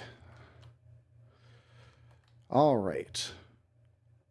I can't even target this sphere. I think the sphere just lives with us now. Oh, it's gone. It's just here in our hearts. Whoa, it did. It came back. Now it's gone. All right, let me save the layout of the map in case it drops again. Here it is. I'm going to click overwrite, because if I click anything else, it'll try to load the map and I'll lose everything. Is everybody standing where you wanted to be? Yeah. Yes. Geppa. The creature stomping into the room. 9 foot tall. Solid muscle. This... You got a bullseye lantern pointed at it, right? No, Hugo there's no shuddered it. Hugo shuddered it. So you see this hulking, 4-armed creature stomping into the other side of the cave that you're coming into. Bright points where its eyes would be, gazing around the room, angrily stomping in your direction. Who is at the top of my order? Tempest. So is yellow the creature? Yellow is the creature, yes. Okay. Is it medium-sized or large? Large-sized creature. Because it's like 9 foot tall. But I'm only going to put it in one square because it's... Oh, okay. It's essentially a humanoid. It's just a very, very big humanoid. New characters. We have, Jen. We didn't, the black, Tempest is up, yeah. Tempest is up, yeah. Tempest 12 by Jen. See, this is why I don't use black markers, because it's so hard to see on most of the maps. Yeah. Oh, well. Tempest is going to ready an action. She's going to ready the attack action if this thing gets close. Okay. Who's next? Next is Genevieve. Actually, it clearly... Let me think for a moment. Because Tempest doesn't have any light at the moment. So if she makes that attack, she'd be making it a disadvantage. Is that your intent? I'm hoping there'll be a light source up there soon. Okay. she can post up there, and she would be aware if any enemy stepped into her threat range, but she can't see because everybody's doused their lights. Well, Genevieve still has a light, but it's only 5 feet of light. Right. She's further than that. All right, who's next? She's moving next, and she's going to go right. Got Jen with yellow token on deck. Okay. Is this creature very obviously hostile intent? Yes, it's stomping towards you and hollowing fee fi fo fum. Okay, so if we're not going to negotiate it with it, we are going to shoot it. It is outside of my light range, though. You don't have any dark vision or anything? Yeah, you're fire. You're blind so functionally. I have disadvantage.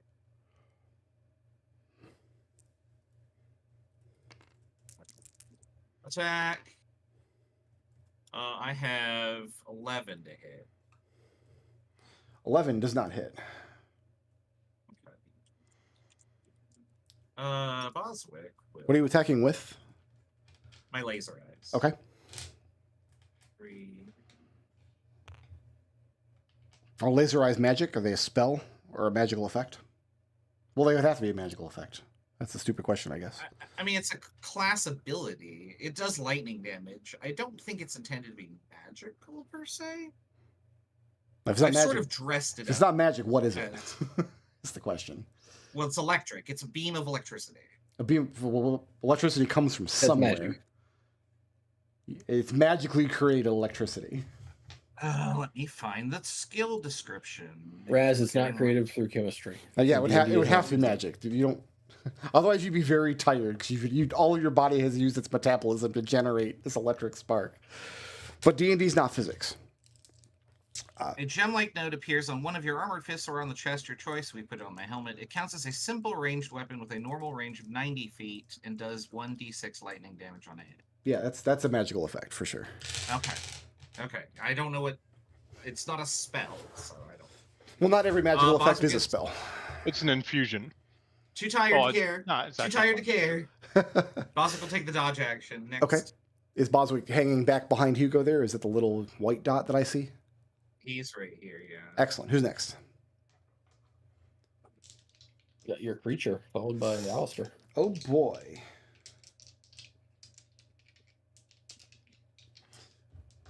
Oh, hold on.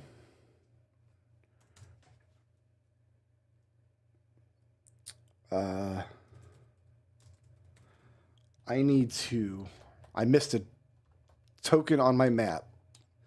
And that's my bad, so I'm not going to correct it for this round, but I need a token on 20. That just got skipped because I didn't pay attention to what I was doing.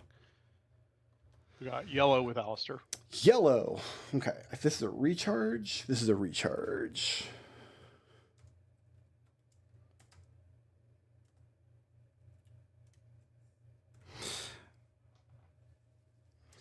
And, okay. I'm going to blast Genevieve. That is a critical hit. Someone want to stop that? Nobody can see it except Geppa. Geppa can. Yeah, I can see. You haven't taken any damage yet. Why would I worry about a critical hit when you haven't taken damage? Let the giant creature crit Genevieve. Yeah. See how much damage I take. 30 damage. There goes the most. I have exactly one spell slot for the entire adventure.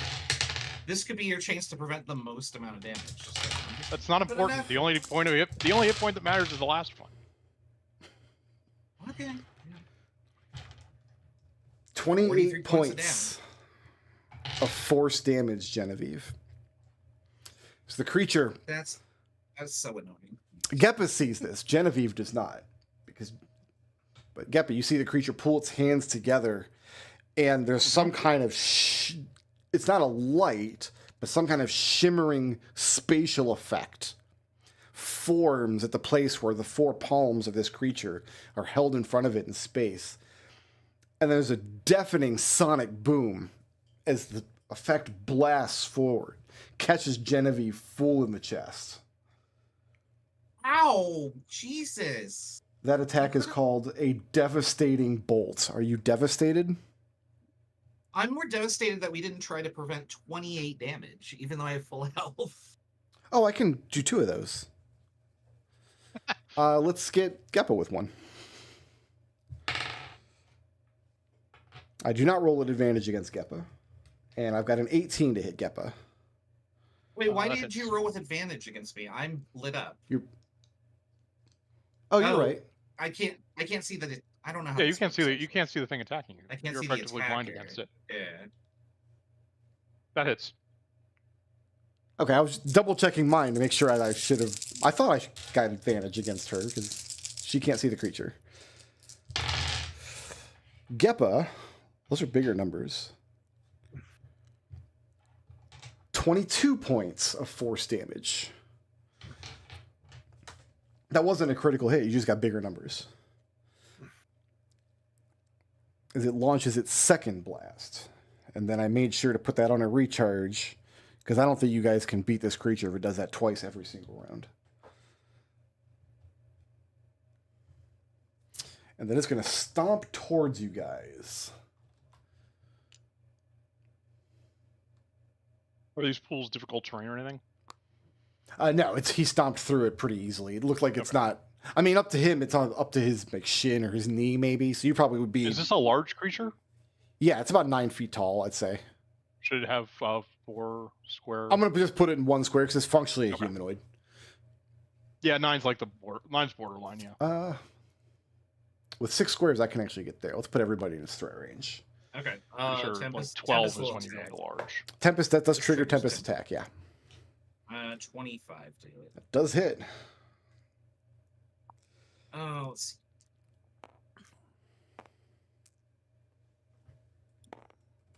This is 2d6 plus 3. 8 slashing damage. You said 8 slashing damage? 8. All right.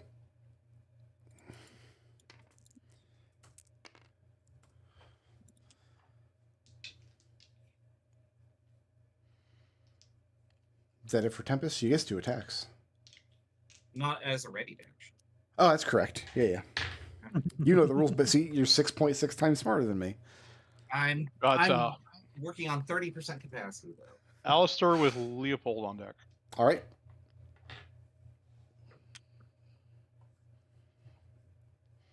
Alister, if you're at the base of the stairs, you can see the creature up there because it's standing within Genevieve's light. All right, and it is 30 feet away from me.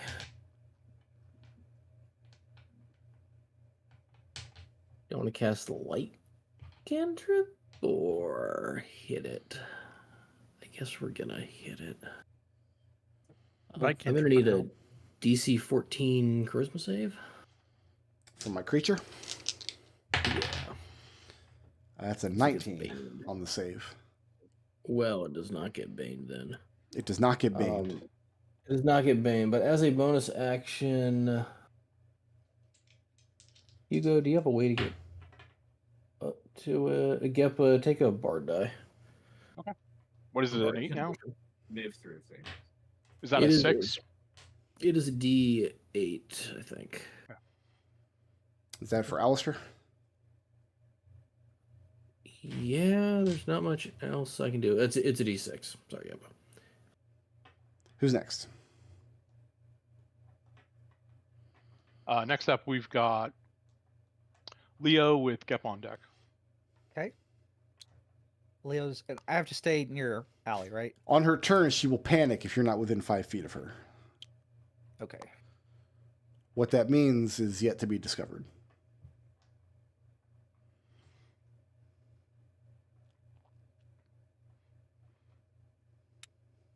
Okay. I move here. Okay, so you're leaving her behind? I'm going to punch the creature. Okay. Be back in time for dinner. Does a 26 hit? Yeah, sure does. Cool. I don't roll a d20 for dice, no matter how rad that would be. No, I don't roll a d6 either. Just all wrong dice all day. Please enjoy 8 points of. We'll just go with bludgeoning damage. Bludgeoning damage, okay. The end of my turn. So you have enough movement to get there and get back? So this was 25. That's only 25? Maybe I miscounted. That's 35. Is it 35? Yeah. Well, you were right here, right? Yeah. Yeah. 5, 10, 5. Yeah, that's 35. Okay. Well, bonus action dash. Okay. And I'll get here. Actually, what I'll just move here. It's fine. All right, who's next? I'm helping. Next up, we've got Geppa with Hugo on deck. So as a bonus action, I'm going to go ahead and cast Shillelagh. And then I am going to cast Booming Blade and take a swing at the creature. Very good.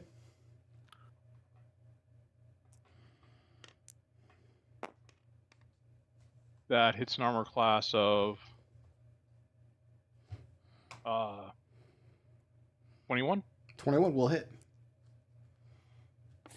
Dealing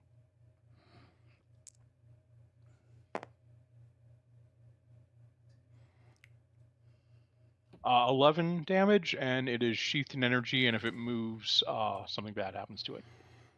Okay. That's my turn. Geppa We've got Hugo with blue token. Hugo, fix it. Certainly. I would love to do so.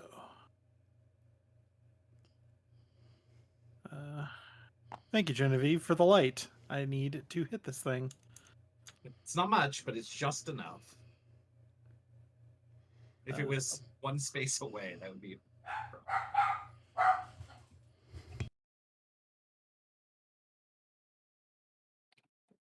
Let's see. I'm just verifying my attack bonus. Does a 15 hit? Yeah, 15 does hit.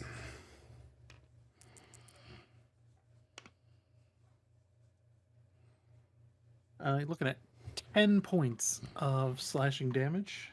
Okay, and the thing is bloodied. Let's go ahead and give it a...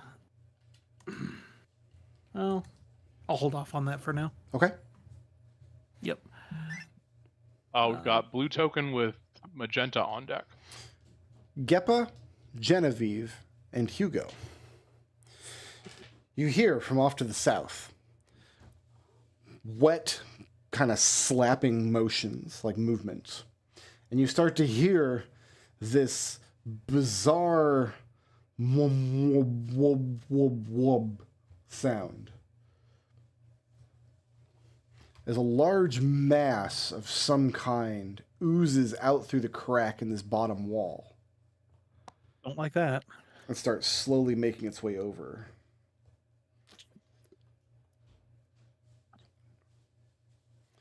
Oh, it can get all the way over here. Taking up these 4 squares. So, Hugo, you were enveloped by this slimy, gooey mass. And as it enters the light that Genevieve is giving off, you can see the detail. It is a massive floating ball of thousands of disembodied eyeballs. Ew. And now I need only Hugo to make a DC 13 Constitution saving throw. I'm proficient in these, and I'm good. You're good? I'm good. Yeah, it's an 18.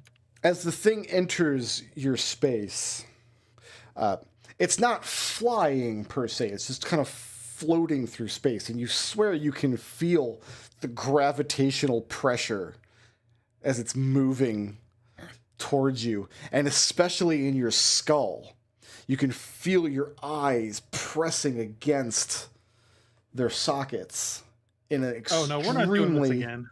Extremely unsettling way. Nodal was once enough, Brickroad.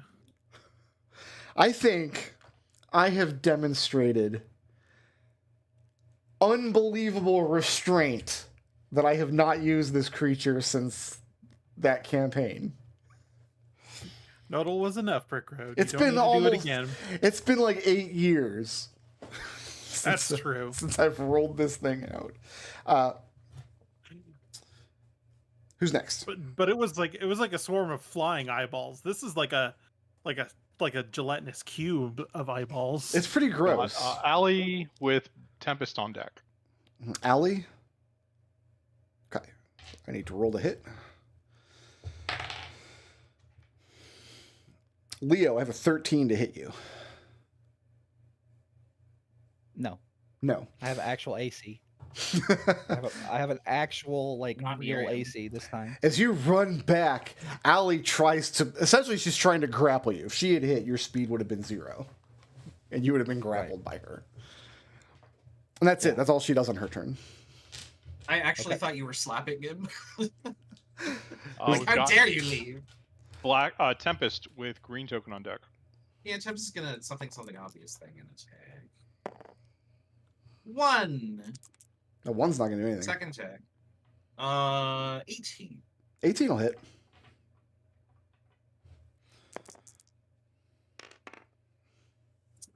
That is 7 slashing damage.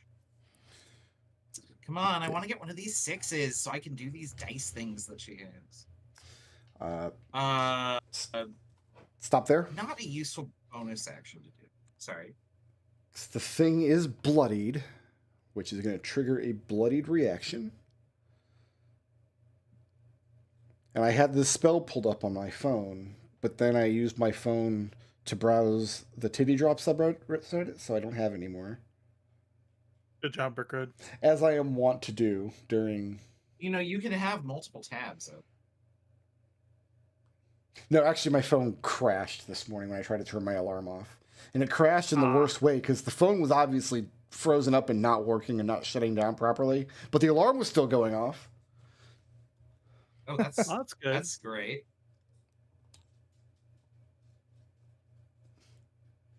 I have had an instance like that where, like, my computer, which was I like unmuted, this just started line making here. This is a random good noises. line. Let's get Quiet. Geppa and Alister and Allie to make a dexterity saving throw. I'll make Allie's. I've got You hers got it. here. Yeah. So 15. 15? It's 22. Okay, so you both passed. So let's roll the damage here. I mean, if she's a commoner, she's dead, right? We'll see. This uses a different damage die. Commoners have like 5 hit points.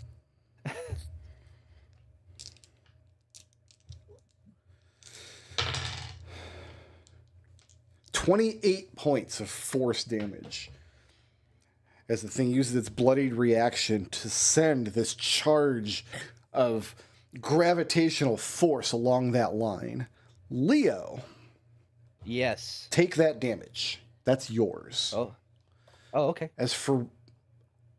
I mean, you see the attack coming. You have dark vision. You see it gearing up, and you see it release the energy, and it lets out this primal roar as it does so that shakes the cave.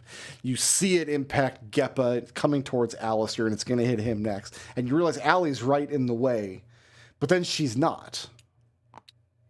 For whatever reason, this happens. And you're suddenly standing where she was. And you don't get to make a dex save. You just get to use whatever her dex save was. And hers was not good. That was a bloodied reaction, so we're still on Tempest's turn. How much damage was it? Because I wasn't paying attention. 22. 22. Okay. Force damage. Well, that was more than half my hit points. That was unpleasant. So, can I use this reaction to attack again? So, when a creature attacks an ally Tempest can see, Tempest might spend a superiority die and use her reaction to move up to her speed toward that ally. If it places her... So, she wouldn't actually move in this case, because the ally I'd pick would be Geppa. Yeah, she can see Geppa. Yeah. So, I'd move 0 feet, and then I can use the superiority die to either make an attack or grant temp HP. Yeah. I mean, I don't think 8 temp HP is very good, so I'm going to attack. Okay. I don't think a 9 hits, though, does it? A 9 does not hit. Let's try that. Bet that 8 temp HP is looking really good right now, isn't it? Yeah, good thing that you have healing spells. We gave her 4 superiority dice, and she just used up her first one. Yeah. Is that it for Tempest? Yeah. All right, who's next? I've got green token with Jen on deck. All right, there's a lair action that I forgot about on my first turn, because for some reason in the encounter I have the lair action listed at the end of the notes. Not a smart way to do it. I need a charisma saving throw from everyone except Hugo. Okay. It's a -1. -1. It's not great. 16? 2. And 6. What about 10 this stage? Everybody who's not blind, nobody's blind at the moment, right? No. Yeah. Alister, you have some kind of light source? I doused the light cantrip, so... So Alister's blind. And Alister's standing in darkness and has no way to see. Yeah. Okay, so Alister, you do not have to make the save. Okay. The only person that has proficiency in charisma saving throws. So Geppa, you failed. Who else failed? Oh, yeah. Genevieve and 6. Tempest both failed. Okay. A 1 and a 1. Geppa, Genevieve, and Tempest are confused.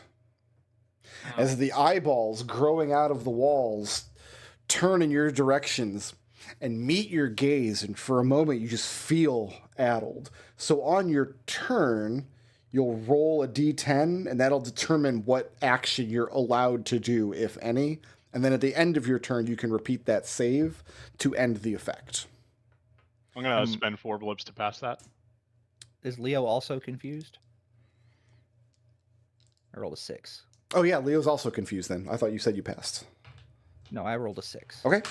Alister, you're fine because you could not see it to be gazed at, and Hugo, you were fine because you're already inside the Oculo swarm. Your world is already eyeballs. I'm spending 4 blips to pass that. Okay, so you are passing. You're not going to be confused. Can I ask what the effects of the confusion? It's just the confusion spell. It's just the confusion spell. You can look it up. Geppa, I've only got you at 2 blips. You didn't get mine from last session then. Oh, you're right. Everybody had Everybody was coming in. Correct. Yep. That's correct. Okay. Oh, wow. No, I'm going to also spend 4 blips. That's awful. Genevieve wants to go down to 2 blips. Okay. No, I don't want to have a 20% chance there. Only Alister has 2 blips at the moment because he spent his kicking off the... I'm going to buy it. I'm going to buy a 6 extra. Okay. He kicked off the stuff early. That was the lair action. That was the green token. Who's next? Got Jen with yellow on deck. Jen, are you confused? No, you spent blips. No, I'm not, actually. I just spent them. Excellent. I'm going to attack. I'm doing a ranged attack on the yellow creature. Do I roll with a disadvantage? I believe you're at disadvantage because unless you have the feat that lets you attack at point blank range. I don't, but we've made up all these weird rules about how ranged attacks work, so I don't know anymore. We haven't made up any weird rules. Well, last week when I tried to the ranged attack rule that I ignore is the one that says you can't fire a ranged attack while you're within 5 feet of a melee combatant. That imposes disadvantage, and I typically don't impose that disadvantage if you're firing from or into melee. That just complicates things too much. Can this make a reaction against me? You're trying to fire at the eyeball monster?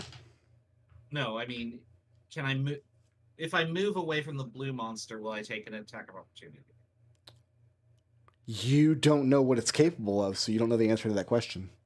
Yeah, I don't. Okay. All you've seen it do so far is kind of move lazily and engulf Hugo. That's it. Okay, you know what? Let's just do the safe thing. I'm going to... I've learned a few tricks from Geppa. Okay. Let me reach into my bag of D4s here. Magic Missile. Ah, there you go. That's pretty good. 13 force damage. 13 force damage. This is like Magic Missile light compared to Geppa. Yeah, but she actually models it to look like his, with little fireworks, I guess, at the end that say Genevieve with an exclamation point. Jesus Christ. that description just kept going, didn't it? No, yeah. Have you not figured out what this character is? Also, haven't you figured out that I just don't shut up? So you blast my poor troll that did nothing wrong, and then what happens? And then bonus action, but I guess Boswick will attack. Good old Boswick. He can see. I have an 18 to hit. 18 does hit. 19. 19 also hits. Is Boswick going to take down my troll? 7 force damage. 6 force damage. Not quite then. Oh. Boswick staying put there? No, he's going to actually move over here where there might not be a line to hit him. Okay. Is that it for Boswick? Yeah, that's it for me. Who's next? Yellow token with Alister on deck. All right, let's pummel Geppa into the ground. Let's see if I recharge my force blasts. I do not.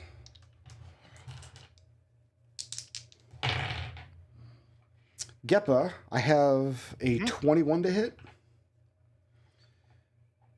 22 AC from shield.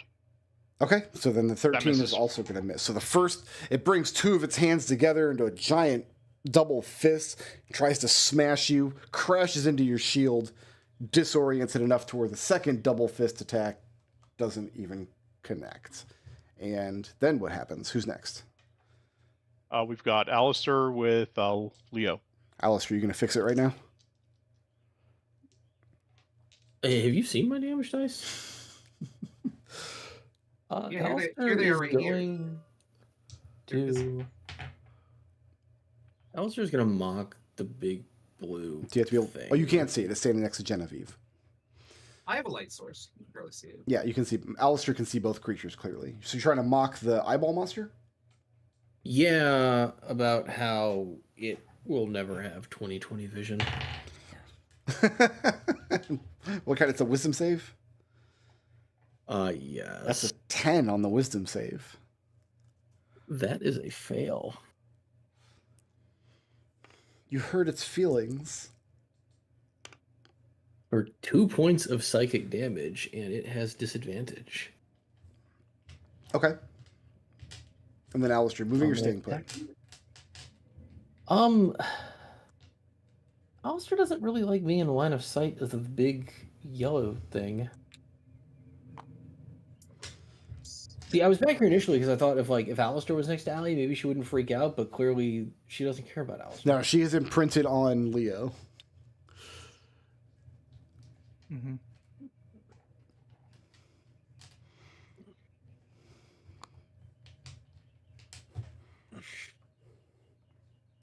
In fact, I think Leo invested in Allie? Yeah, he's at a -1. He's invested a relationship into Allie. Yeah.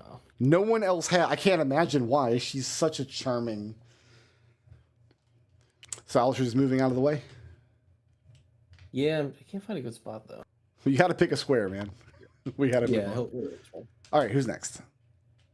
Leo with Geppa. Leo. All right, I'm going to roll a d10. Yep.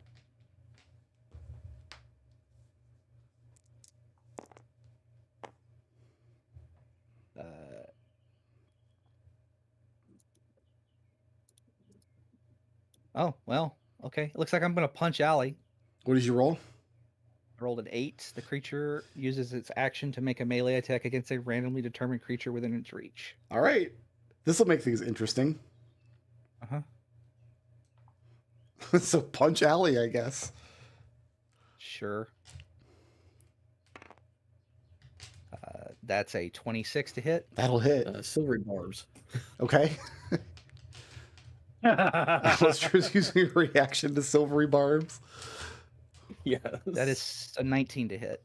That's gonna hit.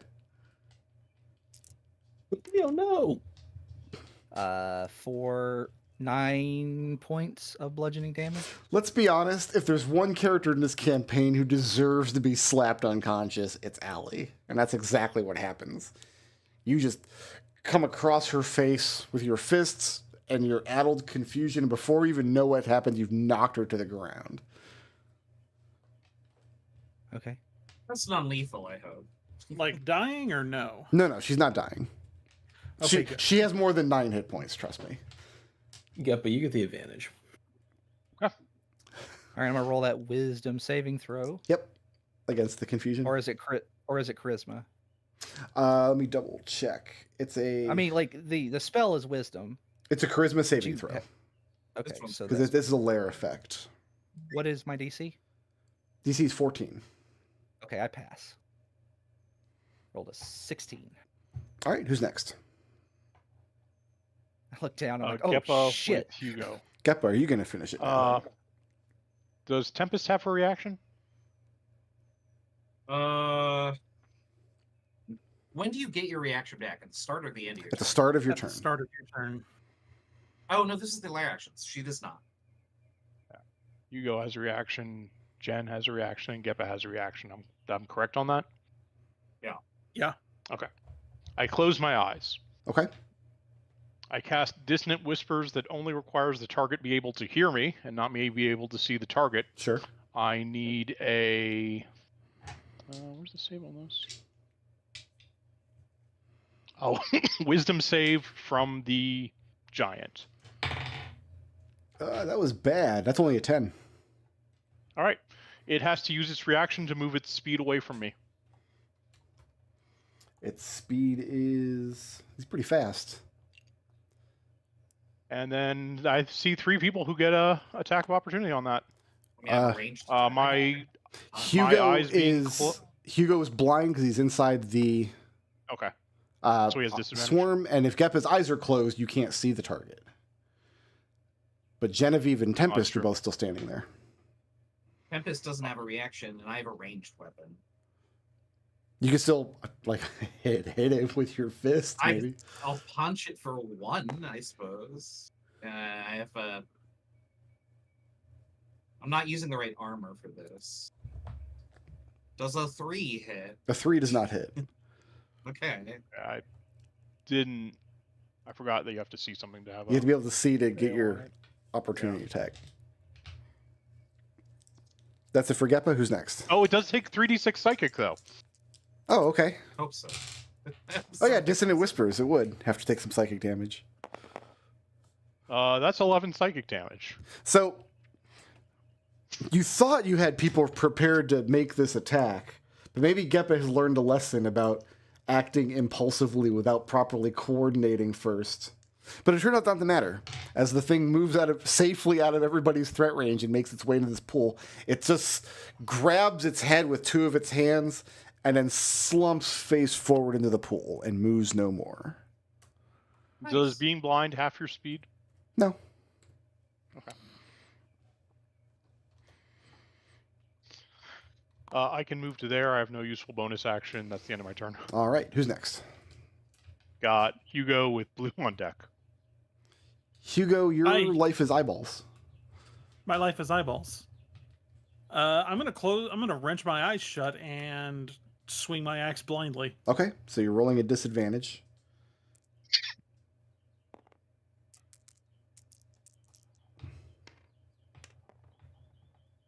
Do I take the 16 or the 16? I would take the 16 if I were you. Yeah. Okay, that is a 22 to hit. Does hit. Ooh, there's that max damage we love to see. You do love to see it.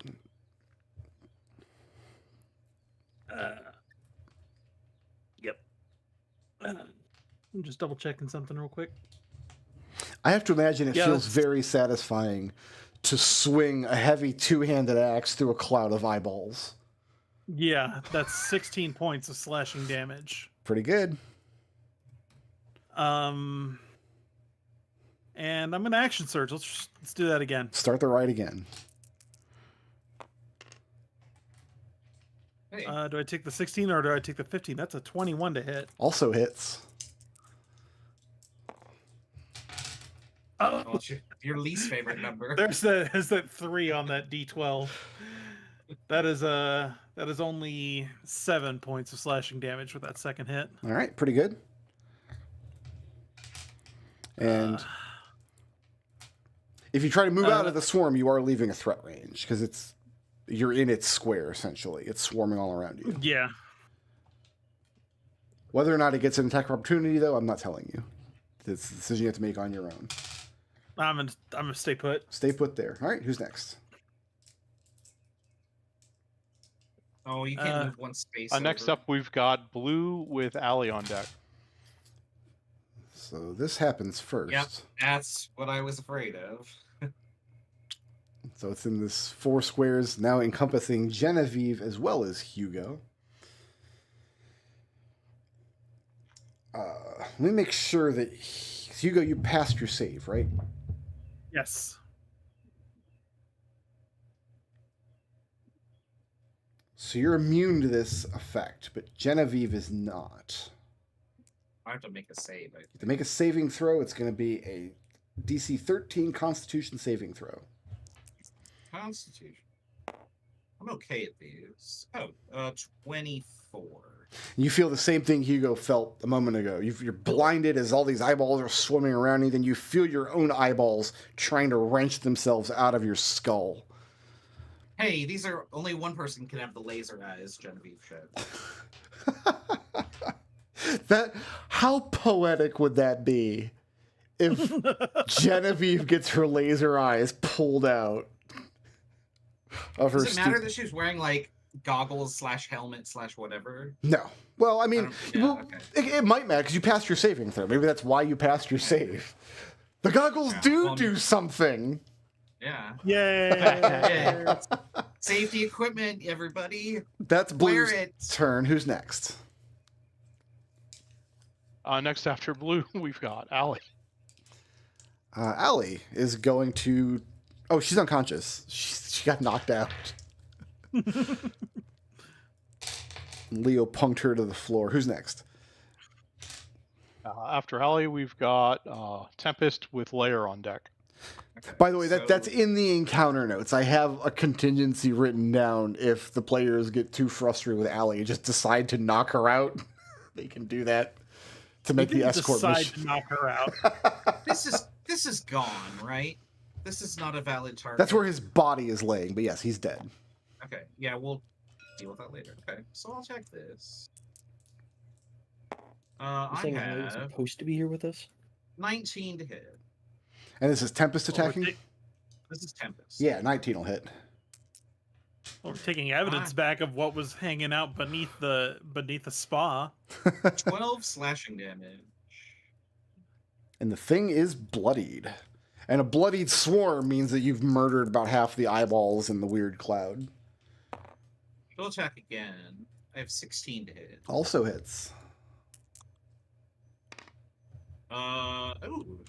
I'm gonna spend a superiority die to add damage to the roll. Okay. Nice. 18 slashing damage. Yeah, you 18? 18. Well, I rolled a 6, which lets me add a D8. Yeah. And I rolled an 8. Okay. So, like, can't really do better than that. So. I have to do math now? I have mathed. It's not looking when the good, numbers fam. get too There's big. just... In fact, there's no way this is still a large creature at this point. So let's just do this. No, it's only swarming around Genevieve. Oh, man, she says. Is Tempest moving or staying put? Well, Well, if it got smaller after the first hit, I guess she used to do this. But... Okay, that's All right, it. who's next? Layer with Jen on deck. All right. Everybody who's not blind needs to make a saving throw. DC 14 charisma save. I'm blinded, technically, aren't I? Genevieve is blinded at the moment. And Hugo Geppa's got his eyes closed. And Hugo's got his eyes closed as well. Yes. So Alister and Leo. so Tempest. And Tempest. Alister's in darkness, so... Yeah, Alister's in darkness and doesn't have dark vision. Yeah, Leo Tempest fails. Tempest fails, so she is confused. Oh, she was confused. Well, now Oh, was she already confused? she was already confused according to her too. Oh, Oh well, sorry. We've ignored that. Sorry. Well, Well, one of the Tempest ignores confusion many effects is you things. can move and act normally. So, Well, let's see if we would have gotten that. No, that's who's fine. next? Carry on. Next up, who was that? That was Layer. So we got Jen. Wait, is that right? We just did Layer. That so was we the had layer Jen action. with Dead Guy. So I'm blind while in this. Well, I'm firing from melee anyway, so I'm gonna just try and shoot it and hope for the best here. Okay, Well, that's pretty good actually. 18 to hit. that'll hit. Genevieve establishes eye dominance, I guess. Things are falling off my wall. That is 14 electric damage. And that's enough. The rest of the eyeballs hit the ground in a splatter of electric sparks. And the cave goes silent. And you just hear Genevieve going, gross, in the dark. I guess Alister will heal Allie. Geppa slumps against this rock formation. Completely Okay. spent. Take a break, he says. Short rest. Yeah, I'd need a short rest. You want a short rest here? Yeah, there's I this, gotta you, spend some you can find a dry enough spot in the cave up here to take a short rest. Oh, Allie gets back 7 hit points, I guess. Does she acknowledge the fact that I punched her in the back of the head? She doesn't know what hit her unless you tell her. No. What's Song of Rest right now? D6. D6. Till I get a level. It bothers me very much that it's not just your that it's a separate die that levels separately than your. Yeah, it makes no sense. Hugo has not taken any damage yet. Oh, that's really good damage. Somehow. I gotta hold on. I'm still pretty beaten up, but at least I'm not almost dead. I got something for you, McDohl.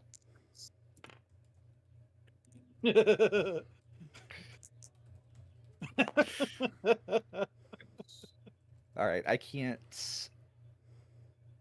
I mean, I don't have any hit die. I used them all in the In the game. have any- game. I mean, I spent my last 2 hit die. I don't have anything at this point. Yeah. Alister, you gotta heal her. Or heal them. I got 2 spell slots, first level. No, I don't How think injured? I mean, there's more useful things to spend your spell slots on. Yeah, like unless someone's really injured. I'm just going to stay out of trouble.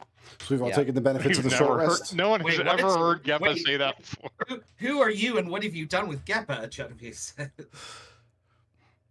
And then she comes over to you and says, no, seriously, are you hurt? I mean, magic missile is can one walk. thing, but... Okay. Okay, fam. What's next? Good job, Geppa. You found the giant. I guess Alister's gonna go cast light cantrip. Okay. So You can Alistair's see, taking and point. he's gonna- Tempest up is until a point. whoever's taking point. Tempest is heading forward alongside you. Yeah, come on, Tempest. Let's go explore the nooks and crannies of whatever the hell this thing was. So you come around the pool. Hugo. The pool sits. Remember, you fought this encounter kind of at the top of this first set of stairs. There's another set of stairs at the far end of the pool, around the corner. Yeah. And up at the end of that tunnel, you can see light emerging in. Is there anything in these crevices? Hugo's doing what? I was gonna say Hugo's gonna open the shutter on his and relight his lantern. Okay, so opening the bullseye lantern, checking the crevices. The southern one, this is where the eyeball swarm came from. You could probably squeeze through it if you were so inclined. Yeah. Hugo, I'll pass off the bullseye lantern to you. Oh, I have a light cantrip up. Okay, then. You get a connection from Genevieve. Tell us what's back there. Alister, squeezing through the slimy, cramped tunnel, is a pool of eyeballs, writhing and gazing up at you. It's maybe the second grossest thing you've ever seen after the giant eyeball swarm that you just saw a few minutes ago. Alister is going to take his rapier. Yep. And cut them all. I'm going to cut them down. The rapier is a piercing weapon. You don't cut anything with a rapier. I'm pretty sure if you swing it fast enough, it'll cut through a stalk. There are dozens and dozens of such stalks. Fine, then he lights a torch and throws a lit torch in there to burn them. You throw a lit torch in the room, it's... I mean, it's going to snuff out when it hits the little pool that the eyeballs are craning up out of. Whenever he's done, Here, he's over. Here, I cast create bonfire in the room. Okay, so you destroy the puddle of eyeballs in this one little room, but there's dozens and dozens of such puddles. Yeah, puddles. I'm just doing this for Alister's sake. It's the principle. The principle of the thing. These eyeballs in particular. He's like, this room, I can't let it exist. And then what's next? And then Alister's going to go towards I want to examine the creature that had died. Like, what is it? What is it doing? It is a large humanoid creature, solid muscle, wearing little more than just a ragged loincloth around its downstairs. And it's laying face down in the muck. And you can see where it's got one powerful set of arms coming off of its shoulders and a second set of shoulders down, midway down along its side. And its forearms are splayed out. And it's very, very dead and not moving. Jimmy says to Tempest, what is this doing under our school? Dude, what kind of magic school would there be with no troll on ground? I wonder what else we'll find down here. And she says that with kind of like more curiosity than concern. And as you press on, Alister, as I said, you've got light coming from the tunnel ahead of you. Leo! Yeah. Light, come on. Grab a girlfriend.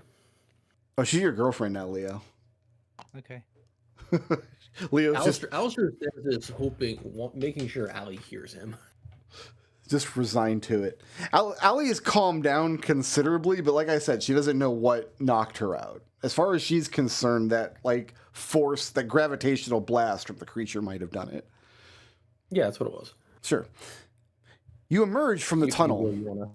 Either you're not sure if you emerge outside somewhere or into a cave so enormous and vast that you cannot see the edges of it.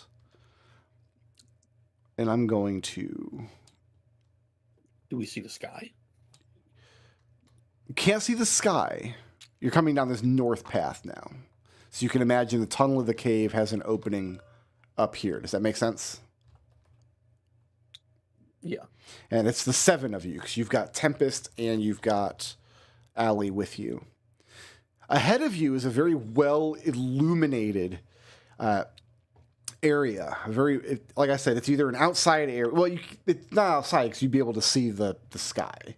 You'd be able to see the stars above. And you do see points of light above. Actually, I'm going to require an intelligence navigation check from somebody. I'll let them make this add advantage if 2 of you are trained in navigation. I have survival. Is that navigation? Oh wait, I don't have survival anymore. I think navigation's its own skill, isn't it? Navigation is its own. There's I think there might be a tool like navigator's tool. There is navigation tools. Yeah. Yeah, that's what I mean. You nothing? Okay. I'm just seeing if I have this proficiency from some of the class ability. All Hugo has is survival.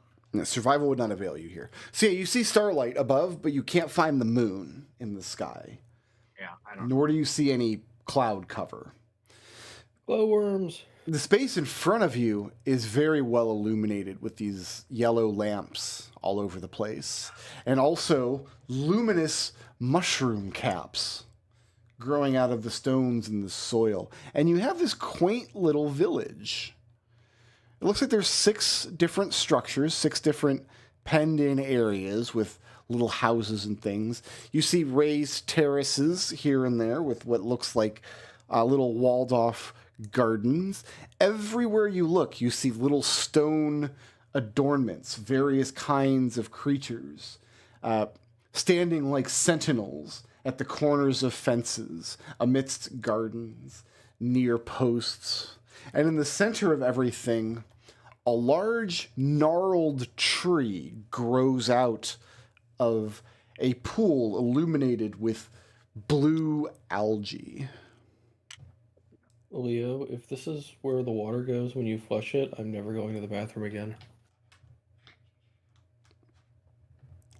Why would you think that? Hugo, stop there. Yep. What were you doing?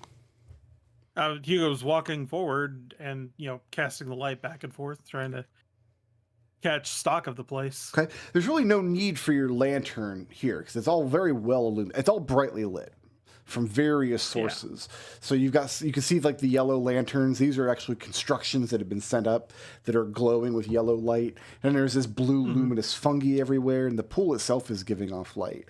But when you reach that square as you step forward, you hear off to your left, so off in this little garden here, a high-pitched voice call out, "Who goes? We're paid up." Hello, I'm not here to collect anything. I'm from the school up above, I suppose. When you look over in that direction, you see an angry little man, no taller than 3.5 feet tall or so. So it comes up maybe to Hugo's chest height. Hugo douses his lantern. Pale skin. Not a skin tone you've ever seen before. Somewhere between like pale pink and gray. And it's got shaggy eyebrows that hide its eyes and a shaggy beard. Its whole face is this just grayish, unkept shag, wearing a green cap upon its head.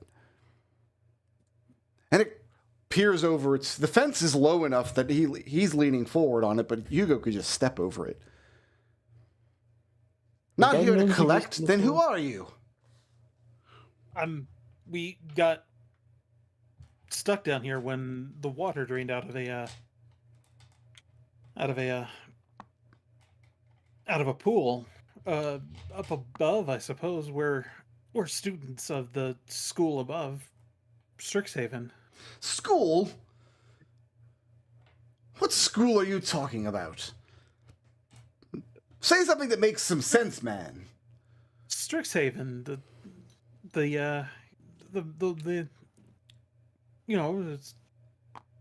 founded, 80 years ago, 50 years ago? Do you work for Rockle Rock? No, I work for Alina, the coffee man, sir. That's a good answer. You and this creature that you're speaking to just aren't making sense to each other. No, we're not. And Hugo's trying to be as amiable as he possibly can about it. And Geppa's going to just walk right through this conversation, by the way, and start looking around. Other similar creatures. And Geppa, as you come around and you start, the structures in the place are all too small to accommodate people of your size. Mm-hmm. But other creatures are peering out cautiously and curiously from behind the tree, from over fences, from open slats in the sides of houses. The whole village, it seems, admiring now the spectacle of Hugo and this farmer. Where's Geppa going? How tall are these things? 3 feet, if that. Okay, 3 feet. Okay. Remind me, are halflings a thing in the Republic? I was allowing halfling as a pickable race, but it would not. Halflings aren't a distinct race from humans. Okay. I'll put it that way. I'm gonna look at this fancy tree in the center. Okay. Is anybody else joining Hugo in this conversation, or are we all? Genevieve. Yeah, Hugo's trying to get information about who this guy is and what his home is. What is this place called? And maybe pass through if we're trying to get out of here. Does Hugo introduce himself? Yeah. Do you introduce your other peoples? Yes. Okay. Yes. The little man you're speaking to. Genevieve is doing what? When Genevieve is introduced, she'll say, "You said something about collecting. Did you mean that guy?" And she points back to where they came. Yes, Rockle Rock is the Allmother's collector. But we're paid up. I think you're good for a while, she says. What do you mean? You killed your gravity giant. He might be dead, she sings and looks away suspiciously. Jen, I'll give you singing lessons later. The Your little man friend gapes at Genevieve as though he doesn't know how to respond. We might have shot him. And she grimaces a little bit awkwardly. I think I melted his brain, actually. And then you notice that the little creatures from all over the village are starting to come in your direction as Genevieve is singing about having shot the troll. As she sees more people coming towards her, she keeps singing lines. Okay. And then Geppa blew up his brain. Yeah, I'll start playing music at this point. Screw it. Like a backing track. I don't know why this is happening, but I'm glad it is. But it just happened. It just happened, and I'm going with it. I'm gonna climb this tree while she's doing that. Climbing up into the gnarled tree? Yeah. Okay. Here's what you learn from the creatures. First of all, the creatures tend to echo each other when the one you're speaking with, the little farmer man, anytime he exclaims something, all the other creatures within earshot whisper whatever he exclaimed. So when he calls out, "What do you mean you shot him?" All the little creatures around look to each other. Shot him? Shot him? Shot him. It's an unnerving effect, actually. What you managed to glean, first of all, the farmer you're speaking to, his name is Grep. Hello, Grep. The village you've stumbled upon, this is the village of Grunklings. The troll, Rockle Rock, is the Allmother's collector. The Allmother sends Rockle Rock to the village once per moon cycle to collect.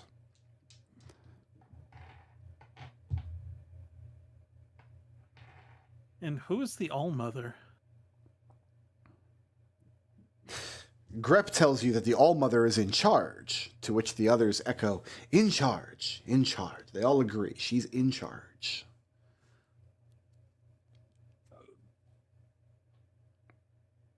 Hugo looks extremely nervous. What do they collect? Taxes? It's not eyeballs, is it? It is eyeballs. And as she's asking that question, it's hard to see on the farmer Grep because he's got such a bushy face. But as you see others coming out into the light and coming towards the group, all the villagers either are missing one eye or are missing both eyes. In fact, eye patches and bands worn around the head are so common here that they're indistinguishable from the other fashion that they're wearing. It's just a normal piece of clothing. An eye patch would be a statement at Strixhaven. It's almost, there's like a medicinal quality to it. But here, it's just a fact of life. Genevieve says, and she stops singing. She says, Well, we vanquished him, and that won't be happening anymore. I hope, she says, the last bit under her breath. Alister, you stopped to play music at this point? Alister stops on a sharp note that's just completely off key. Alister, standing next to you is a blind woman, no more than 3 feet tall. And she has a band tied around her head, hiding her eyes. She announces for Grep to stop badgering these poor people. Can't you see they're all so tired? To which the rest of the creatures agree. They're tired. They seem tired. They're very tired. I could use a nap. We are very It has tired. been a Do you long have day. a place we might rest? And yes, the woman begins to usher you towards her house on the other side of the village. So the next question I want is, who is going along with the small woman whose name she introduces herself as Podge? Hugo will. Alister's going because a nice old woman could never be a bad thing. It's not like she's a bog witch. Where's her house? So this is... Hers is up here. She's up these stairs. I had to double check my notes. Geppa's going to walk along the branches here and then drop down in the back of his party. Because he is actually quite tired. Are we all going along with Podge? Yeah. I will go. Okay. Climbing the stairs up to the house. And as you get up to the structure, you realize the structure is an enormous mushroom with a giant cap on the top of it. And underneath the cap is adorned with flickering bioluminescence. It's a beautiful village in its own way. And it's almost a tragedy that half of the villagers can't see any of it. Do we recognize the mushroom type from our class?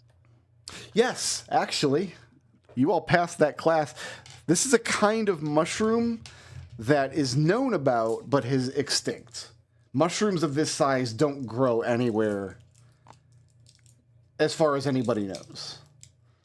Okay, so this isn't a mushroom that would normally be very small.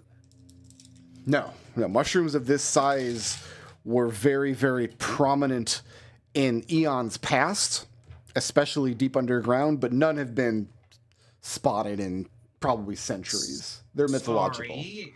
My question is, so this mushroom is mythological and known to be this size. It does not come in a tiny variety. Correct.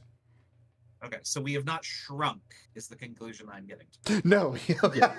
There's very little chance of that, no. Yeah, okay, good. That's just where I'm going. You follow the logical train. Got it. Before Alister leaves the village, he wants to see if it's possible to take a sample or some seeds or something back of these mushrooms. Yeah, you can take as many samples as you want. Just mark down whatever you want to take. Alister, you discover pretty quickly that the people here are very generous. You don't even have to be surreptitious about it. You can just ask for what you want, and they're happy to provide. They're very amicable people in their way. Where are we, and how long have you lived here? You're asking this of Podge? Yeah. Stepping into Podge's house, her profession here in the village is she's the village brewer. So as soon as you step up into her house, you get all of the alcoholic, yeasty smell of somebody who has vats of brewing equipment filled up doing their thing. Who bangs their head on the ceiling? Somebody's going to do it. I'm just going to ask. Hugo tries to enter this house, whacks his head. Everything here is miniature size. It's sized for 3-foot tall people.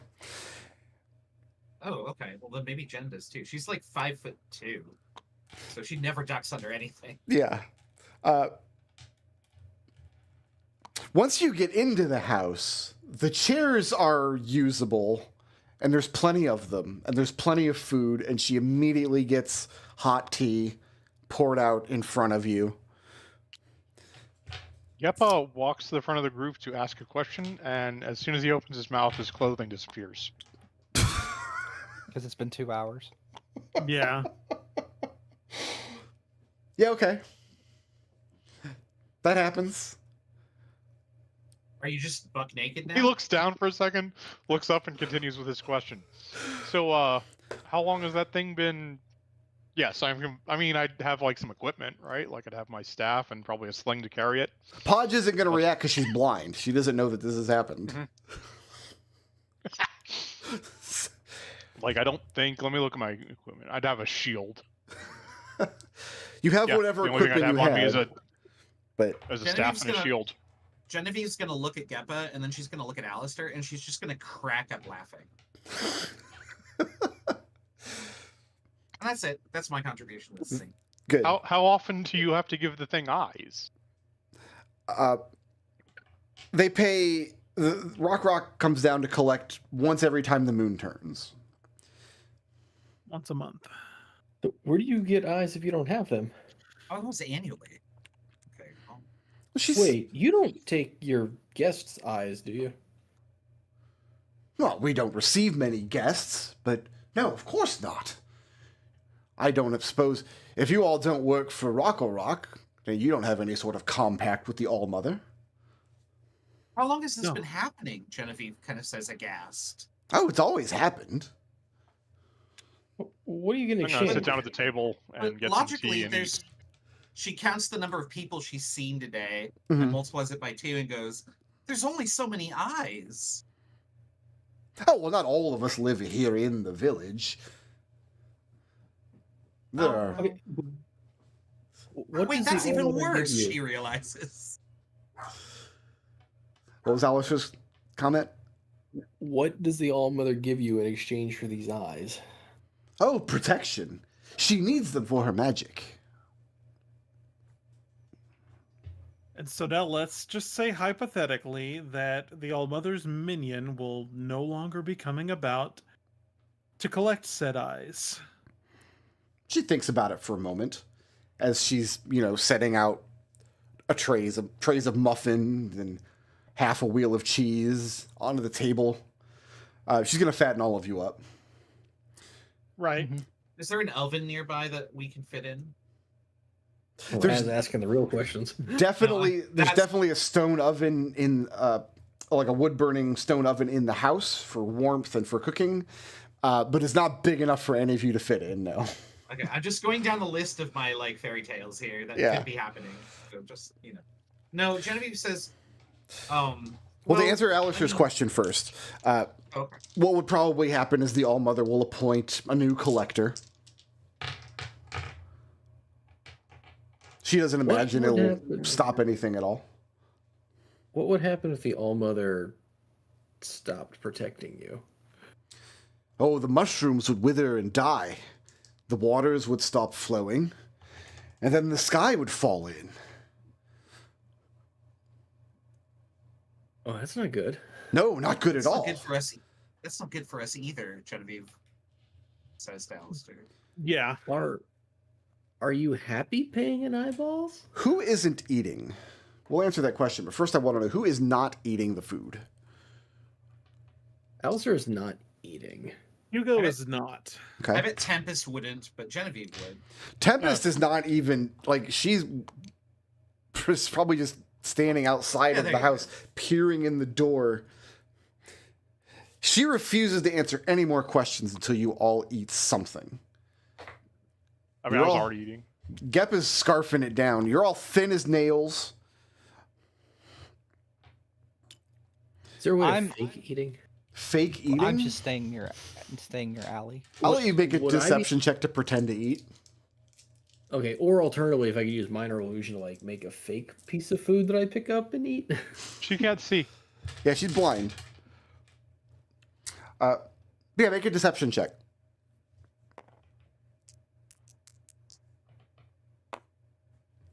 Wow, Then you're not fooling her. You're just nom nom. This is great. I love this. I'm definitely chewing right now. And you're not fooling her. Leo, are you and Allie going in? Allie is calming down more and more as time passes, as she sees that she's in a safe place. I'm just gonna stay with her until she's completely calm. So, like, if she wants to go in and eat, I'll follow her. Otherwise, we can just hang out here. Well, she asks you if they should go upstairs and eat. Like, because if you're not going, she's assuming that there's a reason you're not going. Oh, I mean, I shrug and say, well, I guess we could go eat. So. Okay. Yeah. As Leo and Allie enter, Tempest gives you some stink eye as you go past. She can't believe any of you are indulging in this ridiculousness. You don't have time for any of this. Allie's demeanor has almost completely changed. She seems much more docile. She seems much more... She's very out of her element when she doesn't have her gaggle of groupies. So, we're from the surface. We came down here quite by accident, and we're trying to find our way back up to the surface. Podge makes a face as she's thinking it over for a moment. Kind of fidgets with her chin. I don't think I've heard of that village. Where is this? Surface, you said? Above your head. Like, way above your head, I think. All of you are above my head. Well, think of us being above your head right now, and then really, really, really farther than that. Well, that would mean you're from the sky. Sort of. Something like that. Sky people have come here from time to time. Wait a minute. My grandfather had a book from one of them. And she refills everybody's plates and goes around and makes sure she tops off everybody's tea. Do they drink beer in Surface? Oh, yes, absolutely. Then I have a treat for the lot of you. She sets Hugo and Leo to work, drawing mugs of beer for everyone from her. A whole wall in the back of her house is stacked with casks. As she goes to rummage around for this book.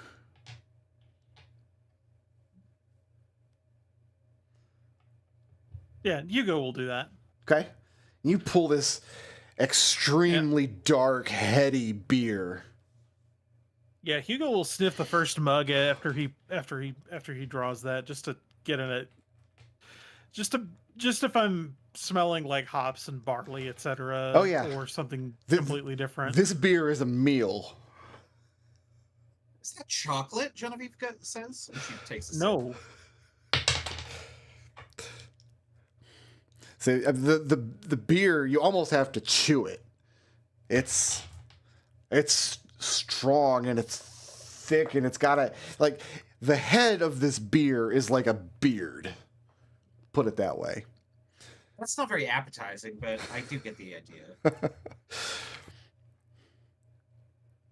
There is a particular beer that I drank where like the foam that manages to come out of the bottle is rigid in the sense that like it doesn't collapse on itself. It like maintains a shape. Yeah. And that's what I'm imagining this to be. That's exactly right.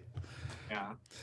She comes back with an old book from somewhere in another room of her house that you all immediately recognize as an Etherine text from before the Unification War. So at least 80 years old. So we don't get many visitors from the sky, but when last they came through, one of them left this book in my grandfather's day. And she hands the book forward to see if you all recognize it. Yeah, it's a canon of the Etherine Church. Oh, I couldn't make heads or tails of it. Well, let me see. Genevieve will flip through it if she can. That's written in Old Etherine, so if you can read... I can read it. yeah, It's a canonical text. It's effectively a book of the Etherine Bible. You guys have seen copies of this your whole life. Actually, the Reformed Church probably publishes them in common in Ferniskin. Yeah. What? And she says, obviously, I don't read much anymore, not since I've been twice collected. How long ago did they leave this year? It was in her grandfather's day, so decades and decades How ago. many moons? Okay. Hundreds. Are there any identifying marks, like someone signed the cover or the inside cover or something? Or marked it No. as their own. Yeah. Is there a card where you it's the date it was checked out? Like, yeah, blueprints. I know. My grandfather, what was the word they used? It was a funny old word, and he used to call, when we were children, when we were acting up and being naughty, he would say we were being unseelie. That's the word they used to call us.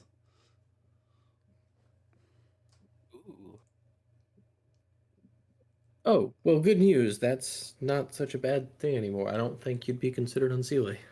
Yeah, it's in vogue.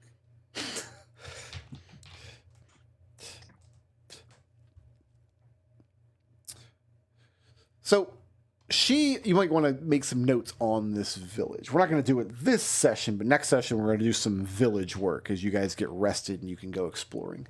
So, starting, there are 6 main structures in the village. The first one is this first house you pass that has the garden next to it. That is Grep. Grep has the beard. The second structure we all know, that is Podge. Podge is the village brewer. This third kind of circular structure with the little house in front of it up here, that is Flup. Flup is the village painter, which is interesting because Flup also has no eyes. Over here, this structure is Horge. Horge is the village carpenter. And woodworker. Is it spelled just like Pokey the Penguin? That's carpenter. No, Pokey the Penguin from Not Earthbound. Oh, I thought you were Yeah. going Earthbound with it. I don't I know was going Pokey the with- I was- Penguin. Oh, never mind then. It's like an old Hanna-Barbera cartoon. No, it's an old webcomic. Oh, don't worry, webcomics. That's worse than anime. Let me make sure I got this right. Grep, Podge, Flup, Horge.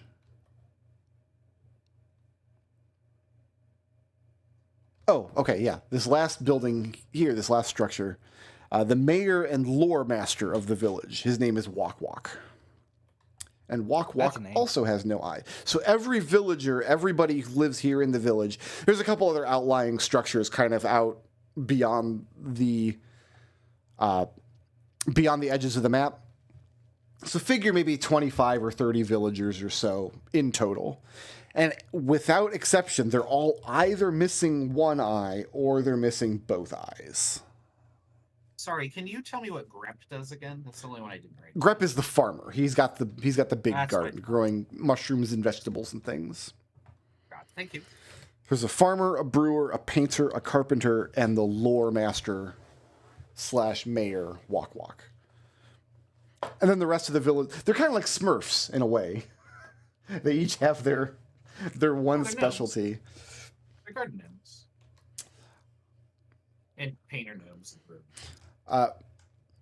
Nobody has anywhere to put you guys up in terms of like you won't fit into their beds, but there's no shortage of like comfortable little nooks all throughout the village.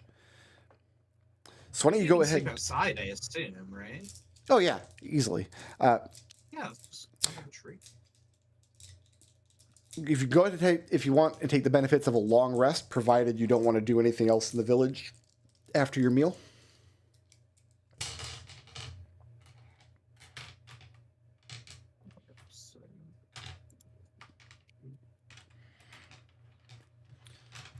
point. I can't do. Anyone need healing? I have a spell. Yes.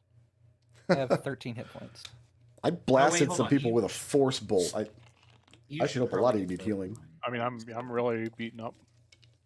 So Leo, you can heal 7, and Geppa, Okay. you can heal 7. Thank you. Who else still needs healing? I'm missing Hugo's 15 fine. hit points. I'm only missing 2. All right, 10 Treble. still. Treble, get back 16. Okay. That puts me to full. Anybody else? I'm still missing 10. All right, You're not Geppa, gonna you get choose back one, though. 17. Did you say 17? 17. Okay. And then Raz, you're missing 2. I'm missing 2. Last. You can Lowest get those priority. back. Okay, sweet, thank you. Since we're doing a long rest. Okay, and then I'm back to Alright. full. So Should I be melee or ranged tomorrow? That's a good question. I'm asking the group. What do they want? Have you felt like you should have Probably been... ranged because all these blind people. Oh, you're thinking we're gonna fight all of them? Yeah. If I hear "Happy Birthday" at the end of the session, I'm going to rage quit. Leo, Yes. Allie tells you that you need to find out where you are, how you got here, how you get home, and then you need to get her home safely. And if you don't, she's going to make sure that you and your friends are expelled. She wants to make all of this perfectly clear. Allie, if you don't get home safely, you're gonna be But she's dead, not talking so to you're not gonna Alister. get She's home. talking to Leo exclusively. Yeah, I'd be like, well, I'll do my best to get you home. Yeah, and if you don't, I'm also If I don't, then it won't be your problem. Genevieve will just kind of pragmatically say, well, if we don't get home, we'll probably be dead anyway. well, she's not talking to Genevieve. She's talking to Leo exclusively. This is a moment where she and Leo are alone together. Okay, got it. Yeah, I told her, I said, well, I mean, either we get home or, you know. Basically, I tell her that I'll get her home or die trying. She thinks this is the worst kidnapping she's ever heard about. You are so bad at kidnapping. What? Wait, what? It's like, you're supposed how- to steal me and take me somewhere nice and safe and like keep me in a tower. I mean, not a kidnapping. You were going down the hole and I went with you. Yeah, because you pulled me into the water. No, I didn't. I didn't just fall into the water, Leo. I'm not an idiot. Did you see your dress? No, it came off when I fell in. I don't know where it is.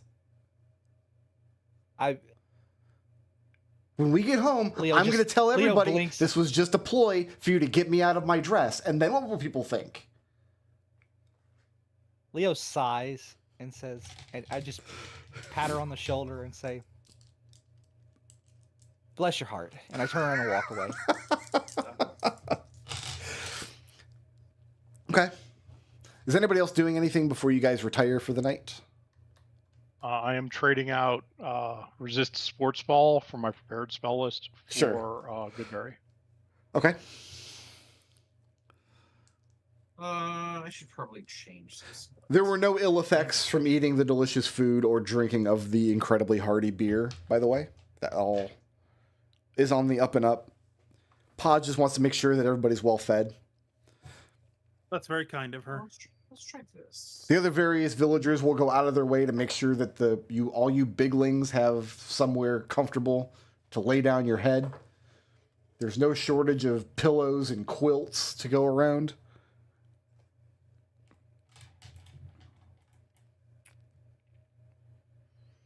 And yeah, if we're all done, we can take the benefits of a long rest, and then we can call the session there for now. Sounds like fun. And then another Oculo swarm appears.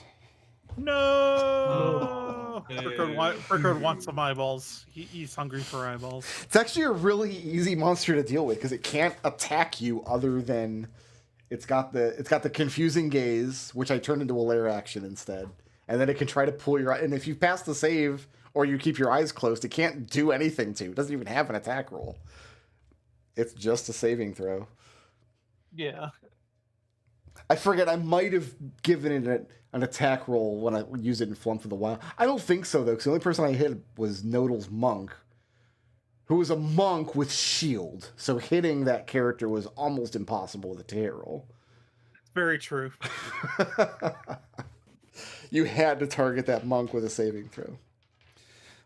As you are here in the Grunkling village.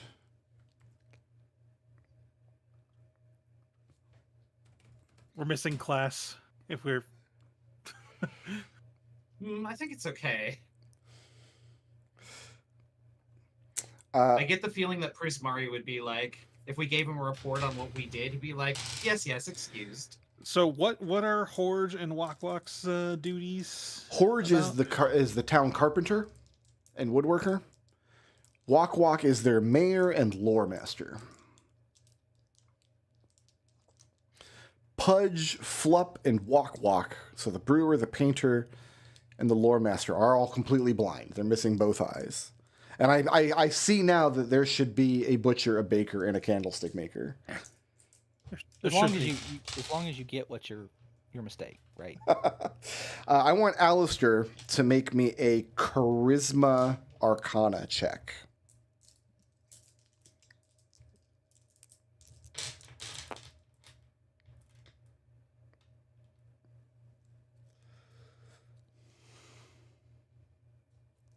How'd that go? Maybe like that. 18? 18. Alister, at some point during the long rest, because remember, you felt that moment of extreme vertigo. And you didn't have time to pontificate on it because you were immediately kind of drawn into that troll encounter and fee-fi-fo-fum, and then you've got all these grunklings, and then there was a big mug of beer ahead of you. But having a moment now to kind of sit down and think about it and rest, you're certain what has happened is you've fallen through a shadow crossing. You've fallen out of the world you were in and into one of the layers that sits over top of it. And you have to make a decision during this long rest. Because you were the 5 characters, you're the only one whose magic is powered by the Shadowfell. You can decide to kind of give yourself over to it for the duration of your stay here. If you do, you will get some mechanical benefit. What mechanical benefit, you don't know for certain. But there may also be risks or complications involved. Or Alister can decide to push that aspect away and continue as he is. Well, Alister is pretty good natured. He believes that his magic is there for the better good, and so clearly its source can't be bad. Okay. He's just trying to help. Yeah, he's just trying to help, right? And besides, the glass is always half full. Nothing bad would happen if he succumbs to his magic. All right, so you're gonna spend the long rest kind of letting the Shadowfell seep in and kind of giving yourself over to it, seeing where this goes. Here's what I want you to write on your character sheet. Here's what I want you to write. Until you next take a long rest, when Alister casts a spell, every time he casts a spell, make a charisma check, just straight charisma, DC 15. So write that first. If you pass that check, the spell does not expend a spell slot. But ... Yeah.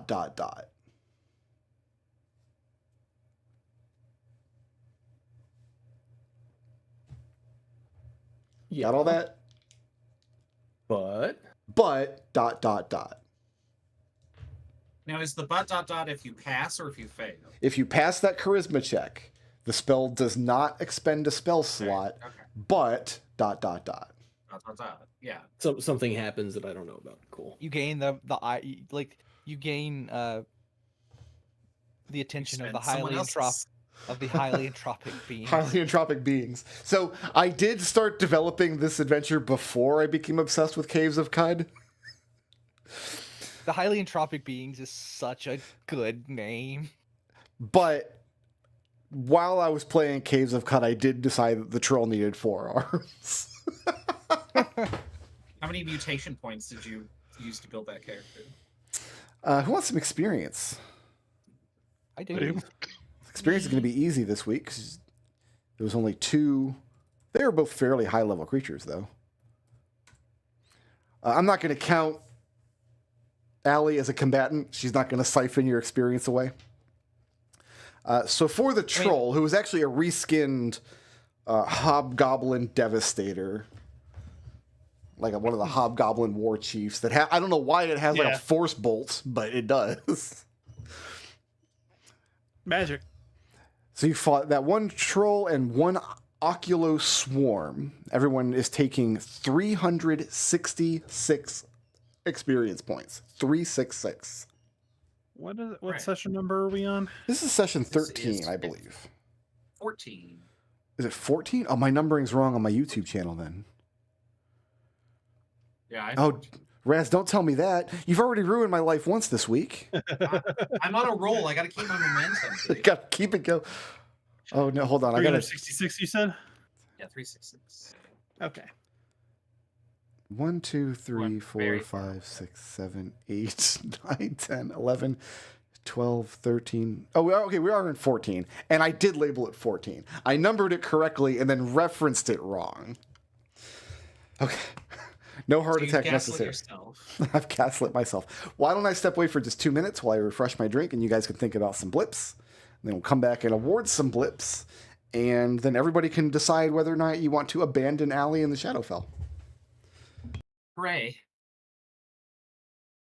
Who was most creative today?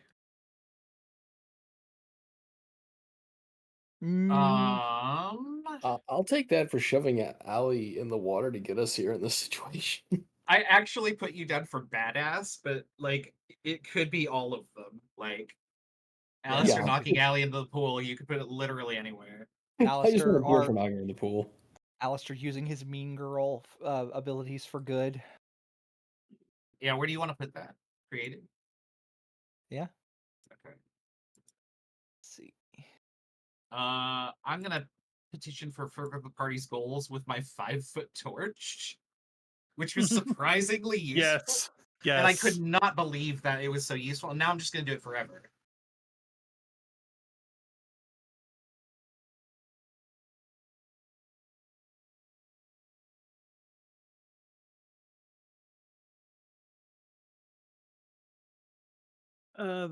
So that was badass. Who was That was further party's goals. Oh.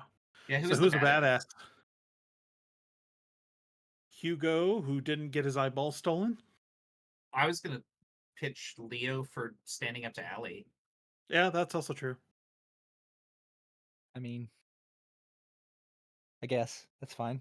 Like, I was gonna put Leo forwards for the just jumping in, like it's like, oh no, she's being flushed, but like instead of like letting it happen, he jumped in to save her. Yeah, because Leo's a good boy. Hugo is a good boy. Yeah, Leo. Leo and Hugo are best boys. For intangibles, I would say Hugo's like when Alister came to like get Hugo from Elegant Sumai is like, what do you want? Get out. Yeah, I loved that. That was great. Puppy, the crush for the crush. Yeah.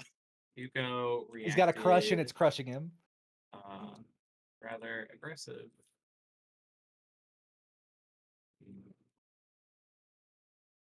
Hugo, like, what do you want? I actually hope that she becomes a character. McDohl is celebrating pride by role-playing a hetero crush. As a straight man, yes. I mean, you got to expand your wheelhouse, right? Yeah. Why do you think you're playing Genevieve? What did you say earlier, McDohl? You forgot about being bi? No, yeah. No, go watch the little short for. I know, yeah, I that know where video. it came from, but like, Well, for Brickroad, but yeah, it's so. Yeah. I haven't watched it yet, but like, I just I remember had him saying forgotten that. about bisexuality. I'd forgotten about bisexuality. I'm sure So Sumai goes both ways. I'll put myself up for party goals for scouting the cavern. We already pitched all four. Oh. Okay. All right. Well, who wants to make their personal pitch first?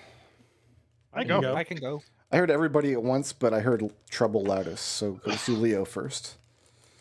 Oh, okay. I got lawful good. Everyone has a place and purpose for, like, just immediately stepping in to save Allie because she can't swim and she's being flushed. Yeah, it's the worst. My deal. I might fail, but I'll never give up. I spent that entire combat confused and punched one of the, and I'm using air quotes here, friendly NPCs in the back of the head. Very air quotes. That was not Leo's best combat showing. Yeah, but you solved a problem. You did solve a problem. Yes, I did have a note. Way to turn lemons into solutions. I did have a note saying if the characters got too fed up with the escort mission, they could just knock her out by doing any amount of damage. Right. By flaw, only one of us can be the best, and it's clearly me. For just the pity that Leo has in his heart for Allie and her self-gaslighting. I'm not sure what's going on.